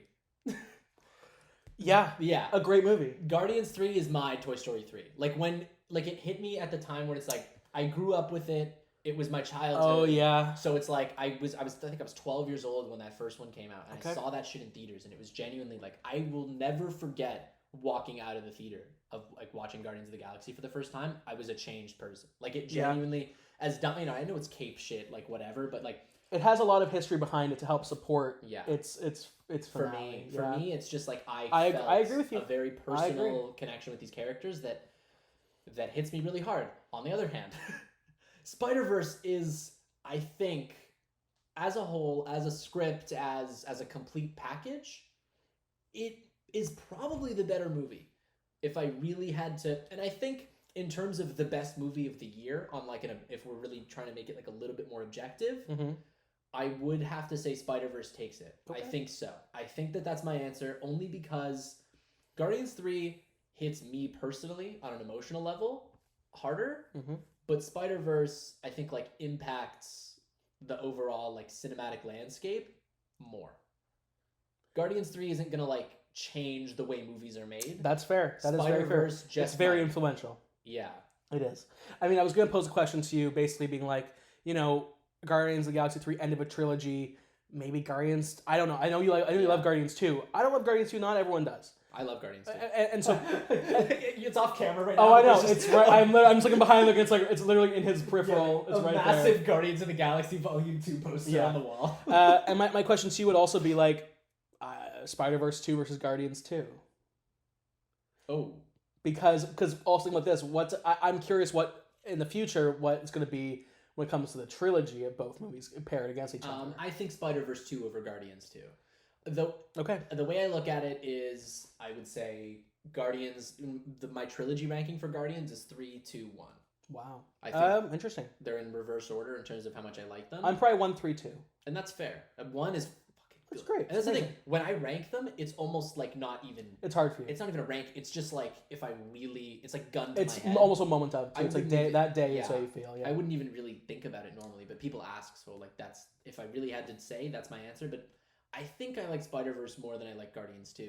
And I like Spider-Verse about as much as I like Guardians. Because Spider-Verse is so fucking good. And so I think that speaks to something. If he likes it just about as much as Guardians 3, then I think because it's only the second movie, it doesn't even have a third one to give that trilogy to it and give like all that history. I think that kind of shows us where we're at. Because that's the other thing is, I will say this. In the past, when I was a kid, every movie I saw in theaters was like a life-changing event. Me too. But it was around the time that the first Guardians came out where that wasn't true anymore. I remember around 2013, 2014, I was starting to see movies in theaters and being like, yeah, that one was just okay. But Guardians 1 changed my fucking brain. Like, it completely changed the chemistry of my brain. And I will say, the only time since that I've left a movie theater with an experience like that was the first Spider-Verse. And then the second time was just the same. I was like, holy fuck. Those two are the only other times since Guardians where I felt similarly. Okay.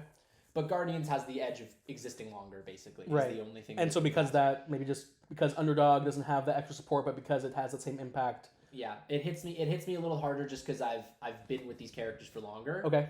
Than Spider-Man. I haven't known them as long, right? Because Guardians I've known since I was fucking 12. I had little fucking like little Star-Lord stickers on my fucking dresser. Like, you know what I mean? Like, it's gonna hit me a little more. Okay. But Spider-Verse is like, it's sort of like a newer thing. So impressive, right? Because the first Spider-Verse came out, I think I was in grade 11, I think. Yeah. So I was...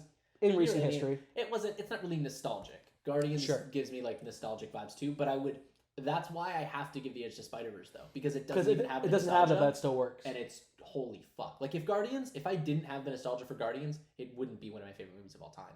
That's why when people like talk about it and are like, I thought it was just okay, I'm like, yeah, you know, whatever. Like I get it, because if I didn't love these characters since I was 12, I'm like, to be completely honest, I wouldn't love it as much as I do. But I still think it's better than all of those other movies that are below it. Yeah. On an objective level. Okay. But in terms of nostalgia and everything, I have to factor that in. Like Spider-Verse is going to take the lead for me. Good. I like that.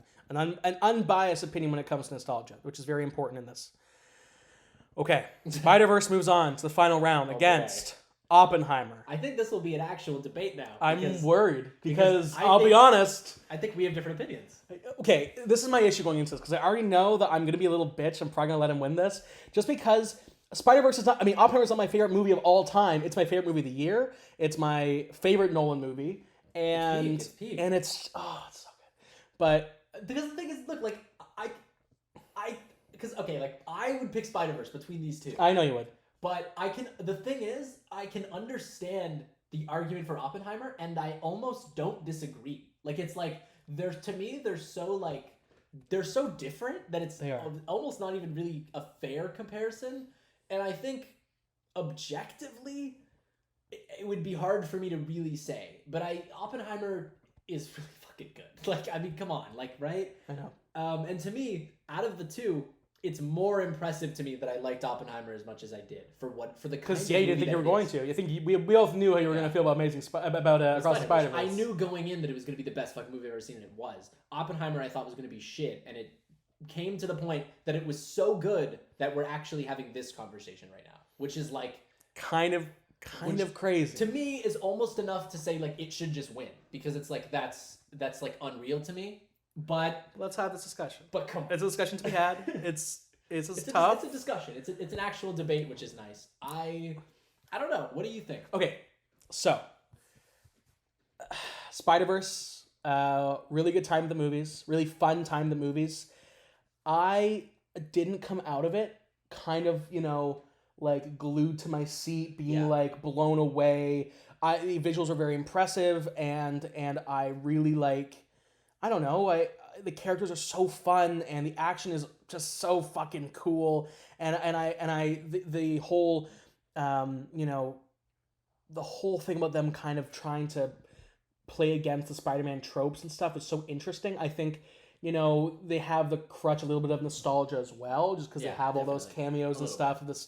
And so, that helps it. And I don't think it was the cynical fan service like some of the other MCU type stuff is. I think it actually worked and it serves the story. It's good visual storytelling. I will say for me, the nostalgia factor for Spider-Man doesn't play as much of a part because none of the cameos I really knew about before them. Like I vaguely had a pop culture awareness of them, but like I was never really like it didn't impact the Spider-Man as a kid. Sure. Like I liked Spider-Man, but I didn't even watch the Raimi movies until high school. Which is crazy. And I didn't watch Amazing Spider-Man until like a year ago. I saw the first one, and I haven't even seen the second one.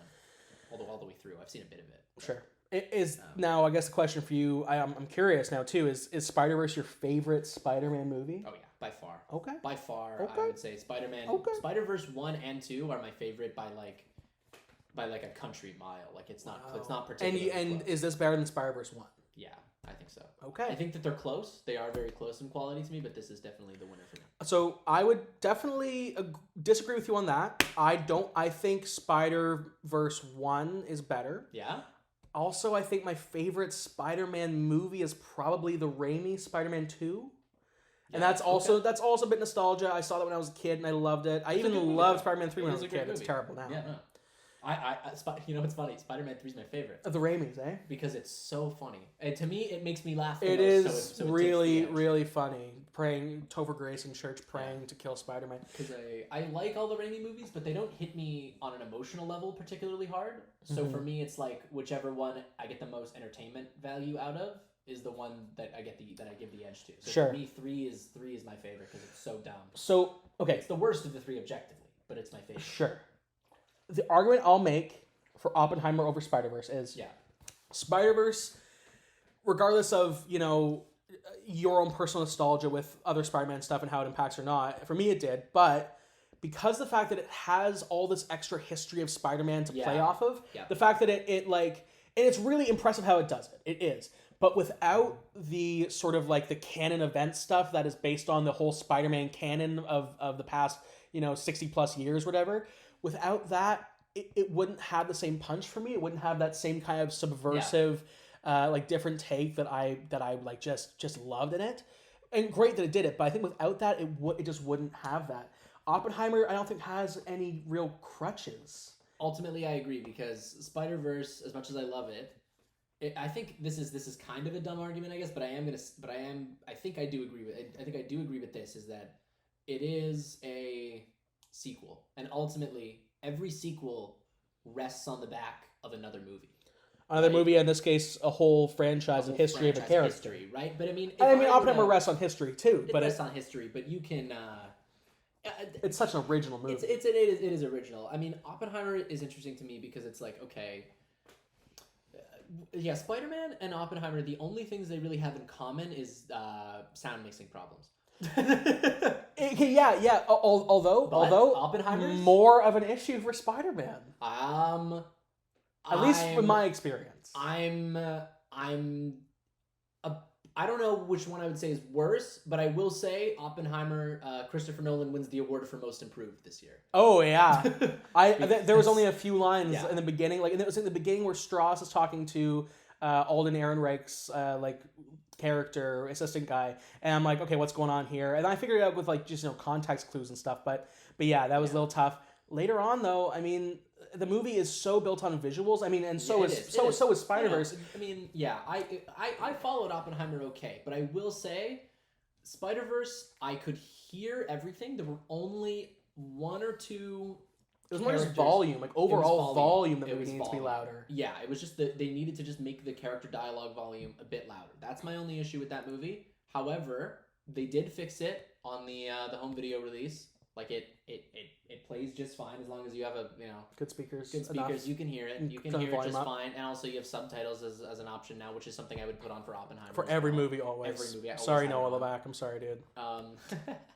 Love you, bro, but I need them on. Yeah, that's why in my franchise, Monkey Man, there just is subtitles. I know. Oh my god, guys, you're not even ready for this. It's part of the plot. It's crazy. Of the plot is that the subtitle track is there the whole time, and you have to have you can't turn them off. It's part of the visual mix of the movie is something you can't turn them off. It's so good.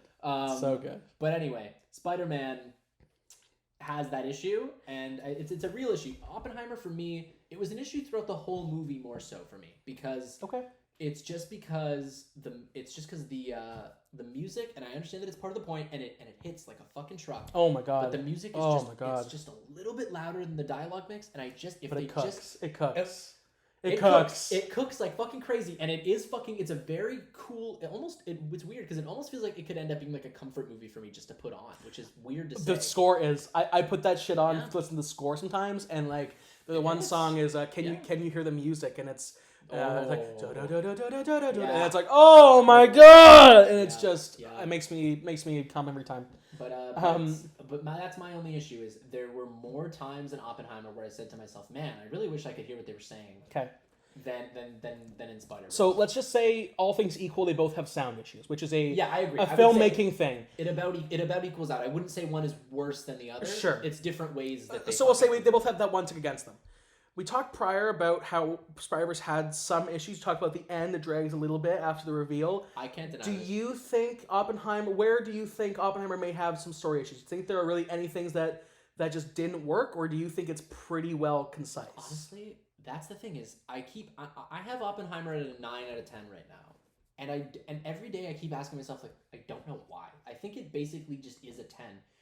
It is for me. I find it very difficult to articulate what I don't like about the movie, because everything is pretty much structurally perfect, and every time I'm thinking, like, this movie's 3 hours, there's got to be something we can cut. Well, you go through it and it's like, no, it's all pretty legit. I think Nolan spent years writing it, and it's like it's a perfect web of story, pun intended, I think. It's fucking good. I just feel like, I mean, if I really had to say something, it's like, I do think, even though No, I was gonna be like the last hour. No, the last hour is maybe the best part of the movie. It really is because it's totally it totally surprises you. Like you get to see because you've had so much buildup of that character. You know the impact of the bomb. Not only is it this great visual thing, but the storytelling wise, you get this like his entire ego and his entire like. Moral compass just gets fucking shattered. Look, and you have to see him struggle with that, and it's true. Yeah. The fact that it's true is just like, oh my god. It does make it hit a little harder that you know that it's so hard. I mean, maybe that's the crutch. Maybe the crutch of Spider-Man through history is that it has all these characters and all the movies and the franchise and Marvel and all this shit to hold on to. And Oppenheimer is maybe more impactful because of the fact that it's true and it feeds on your actual consciousness and what is reality. It can't just distract you from what's going on out in the world and makes you aware of it. But I think that's what's more impressive. I had this kind of thesis about movies when I was sort of getting into film school. I wrote this like I think for my Ryerson or TMU entry thing, and I was like, yeah, too much ugly. My whole thing was like movies are an escape, but that can be a damaging thing and it can be a really positive thing. Yeah. I think Spider-Verse is a positive escape with certain things, certain messages, certain character journeys and stuff. Yeah. But I think it still is the spectacle that is supposed to kind of, take you out of the real world and something magical and stuff. Oppenheimer, it takes you into a world you don't know, but then it brings you into the world you do know, and it's like I don't know, it actually impacts your life. I think for me, for me, the argument for Oppenheimer being the superior movie of the year is perhaps stronger, but I will make the one argument that as good as Oppenheimer is, Spider-Verse, to me, I want to say has the edge just because there's more. I guess this may be a subjective thing, sure, but it feels as if there's more innovation going on there. Oppenheimer is a damn good fucking movie.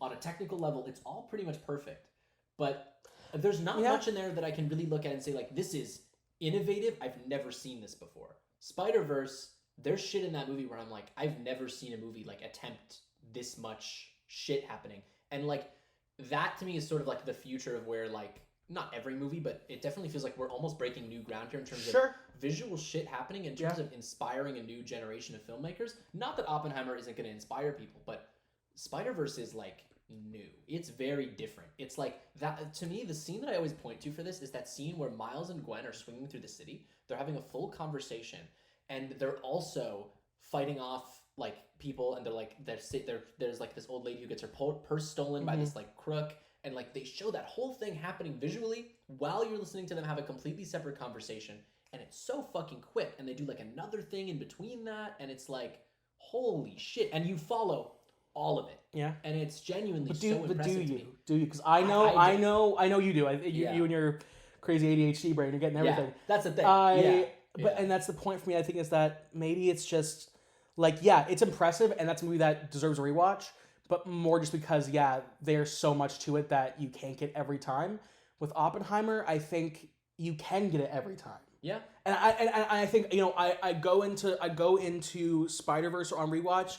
And it was better because I was able to catch some of those little side blurbs and stuff. Like that's cool and it's fun and but it almost is making the animation and like the edit and all that stuff like a little bit too aware of itself at times. Which I'm like, in a story that is trying to immerse you, when you make the audience aware of a filmmaking aspect, for me at least, it took me out. Fair enough. With Oppenheimer, and I can understand that's a problem too with Oppenheimer for certain aspects where, you miss a line or you don't understand a historical thing, it can take you out. But that's not like, I don't know, that's more of an issue of us not being as aware, just preemptively for the movie. Like with Oppenheimer on rewatch, I got different things because I was focusing on different aspects of each character that I don't like I missed the first point, but that because I knew where it was going, I took it so much more serious. With Strauss, especially Strauss on rewatch gets better and better, and he does the Strauss bit. I remember the first time I saw it, I was like, I don't really know how to feel about that, but it did get better. Yeah, because then you like there's that there is the dramatic irony where you know what's coming and the other characters don't, and so there is the impact, and so I don't know. Look, I mean, the way I see it is, I'm ultimately going to be more forgiving of a movie that tries so much and comes a bit short sometimes. is sort of where I'm sort of willing to forgive some of Spider-Verse's flaws. That I think if you looked at both movies on like a, I mean, I don't like judging movies on this like objective kind of scale, but I mean, if we kind of have to in this kind of case if it's a bracket, right? But you look at it like which movie I guess overall has more flaws. I think it might be Spider-Verse. I think so too. But I also think that Spider-Verse breaks a lot more new ground. Yeah, it does. And in that way, I'm willing to forgive a lot more when it kind of falls short of certain things. Sure. I think the final thing that I'll say on Spider-Verse sort of against it in favor of Oppenheimer is that Oppenheimer is a full story. And not to say anything, because here's the thing. Spider-Verse is a full story, but I do think that it is going. And here's the thing. I think in the end, this might be my opinion too. And I think if what's it called? Beyond the Spider-Verse is as good or better or even not quite as good as either Into or Across, I think that trilogy, a whole story, the arc of Miles Morales and Gwen, it will be more impressive and a better overall narrative, large film story than Oppenheimer. But Oppenheimer is able to tell a story of like so many people and a history and like politics and war and death and regret and all this stuff in just one film, a long film, granted, but the anticipation for it doesn't need to keep building up. It just happens. And so I think for me, it's like just the totality of that film. Yeah. That movie is enough to push it over the edge where I think Across the Spider-Verse is fantastic, but I think it's only going to be at its best when you have the trilogy. And I agree with you on that, which is why, as much as I hate to say it, I think I might have to agree. I think ultimately speaking, if I had to pick personally between which one I like more, subjectively, I like Spider-Verse more. Yes. But for the purposes of this bracket, I think I would have to say Oppenheimer should win. I think Oppenheimer should get the edge, but with the asterisk that Spider-Verse is basically just as good, and we're splitting hairs. Splitting, the tiniest of little fucking peach fuzz hairs. And I'm happy to go into and at the end here say, when it comes to the summer movie bracket of 2023, the top 16 films financially, with also a little asterisk, it didn't include some. We're not including one. Come on. Whatever. Don't care. One that's obviously lying. Yes. Sorry. A mix. No offense, they're lying. A mix of subjective opinion, getting to sort of what we like, what we didn't like, but also, being respectful in the fact that we have to be a little objective here. If we are to be a voice of reason in the film community, which I really hope we are. The New Age Fandom Report is the voice of reason. I'm happy to announce that Oppenheimer is the number one film of the summer 2023 Ultimate Fandom Epicness. Ultimate Fandom Epic based report. Epic report of the year. Yeah. With to say that it doesn't have to be our favorite movie of the year. Yeah. So far, for me, it is. Just for many reasons. But again, obviously, you have a much stronger connection to something. Yeah, I have stronger connections with some of the other ones. Oppenheimer, I don't think cracks my top. Actually, I think maybe it is number 3. But Spider-Verse, Guardians, like Oppenheimer, and Guardians a little bit more. Sure. I'd have to look at my list again. I have to look at my Letterboxd ranking or whatever. But yeah, I don't like it as much as those ones. But holy fuck, on an objective level, it's better than both. Pretty much, I think I would basically concede the Spider-Verse. Maybe it's close, but I think it's absolutely close. I think I would concede. And again, Oppenheimer as just a single experience on its own. Yeah, I think I can concede at this point. Very good film. And again, I think when history looks back upon it, and we have that full trilogy, hopefully beyond is just fantastic, which I'm sure it will be. It's in great hands, and they have a great track record. I think both are getting a Best Picture nomination this year. Have you heard about this? There's some buzz. Spider-Verse. It wouldn't surprise me. A lot of movies are getting delayed because of the strikes. Hopefully, fucking award season actually happens this year. I would love to see it. First time it's happened since fucking Toy Story 3. Yeah. I love, and so and do it. We'll it's a great movie. It really is. And both great no hate. It's fantastic. Pretty much every movie on this list was good except for a couple. Except for the Transformers one. Transformers And Fast Haunted Mansion, which I didn't X. watch. I assume that one Little sucked, Mermaid kind of sucked. Yeah, actually, wait, okay. Maybe, So maybe no a hard lot of these feelings. sucked. Yeah, no, yeah. Most of them were good.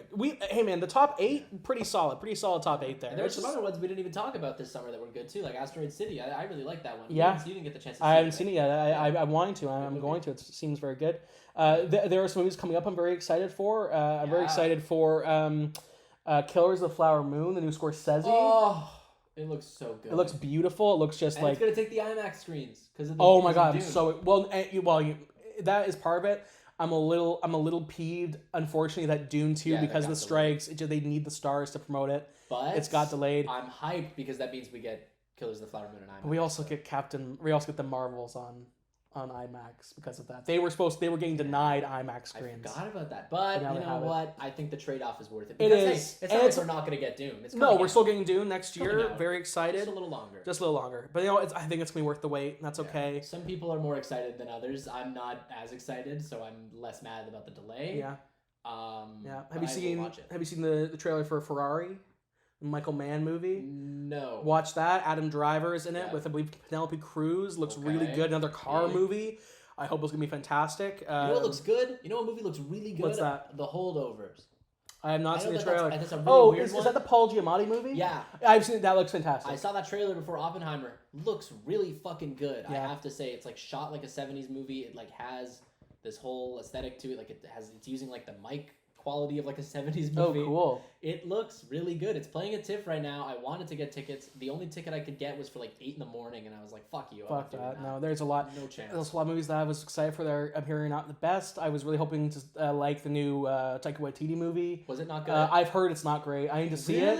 I think it's Last Goal Wins or something like that. Yeah, Last Goal Wins or Next Goal Wins. I don't know. It's a shame. I love Jojo Rabbit. I love Jojo Rabbit. I love Taika Waititi. Me too. He's had some misses. I hope that he can kind of recoup a little bit on that stuff. But that's a shame. I was really looking forward to that one. I'm still gonna see it, and I'll make my own decision. But that's disappointing to hear that. People aren't but I think strikes be damned. We're gonna have some good movies coming up, and I'm excited. We're getting to sort of awards season a little bit with some of the more prestigious stuff coming out this fall. So we might keep an eye out about some actual movies. Yeah, keep an eye out for that as we move into the fall. Yeah. There'll be some more blockbuster reviews. I'm sure we'll have the Marvels. We'll have Aquaman 2. Have you seen the first Aquaman? Yeah, I did. I have not seen the first Aquaman. That's coming out, right? They are actually. The trailer just came out. I think it looks terrible.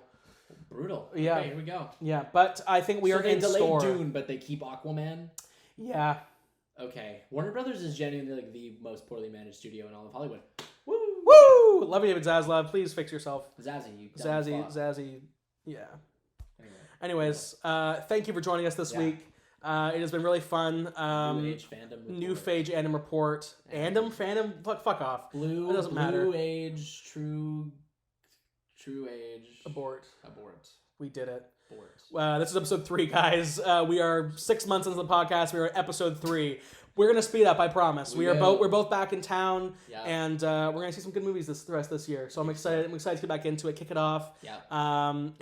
It's been a good summer. It's been a good summer for movies, and I hope we just keep getting better. I agree. Good times. Movie boy. Movie show. Hello. Goodbye.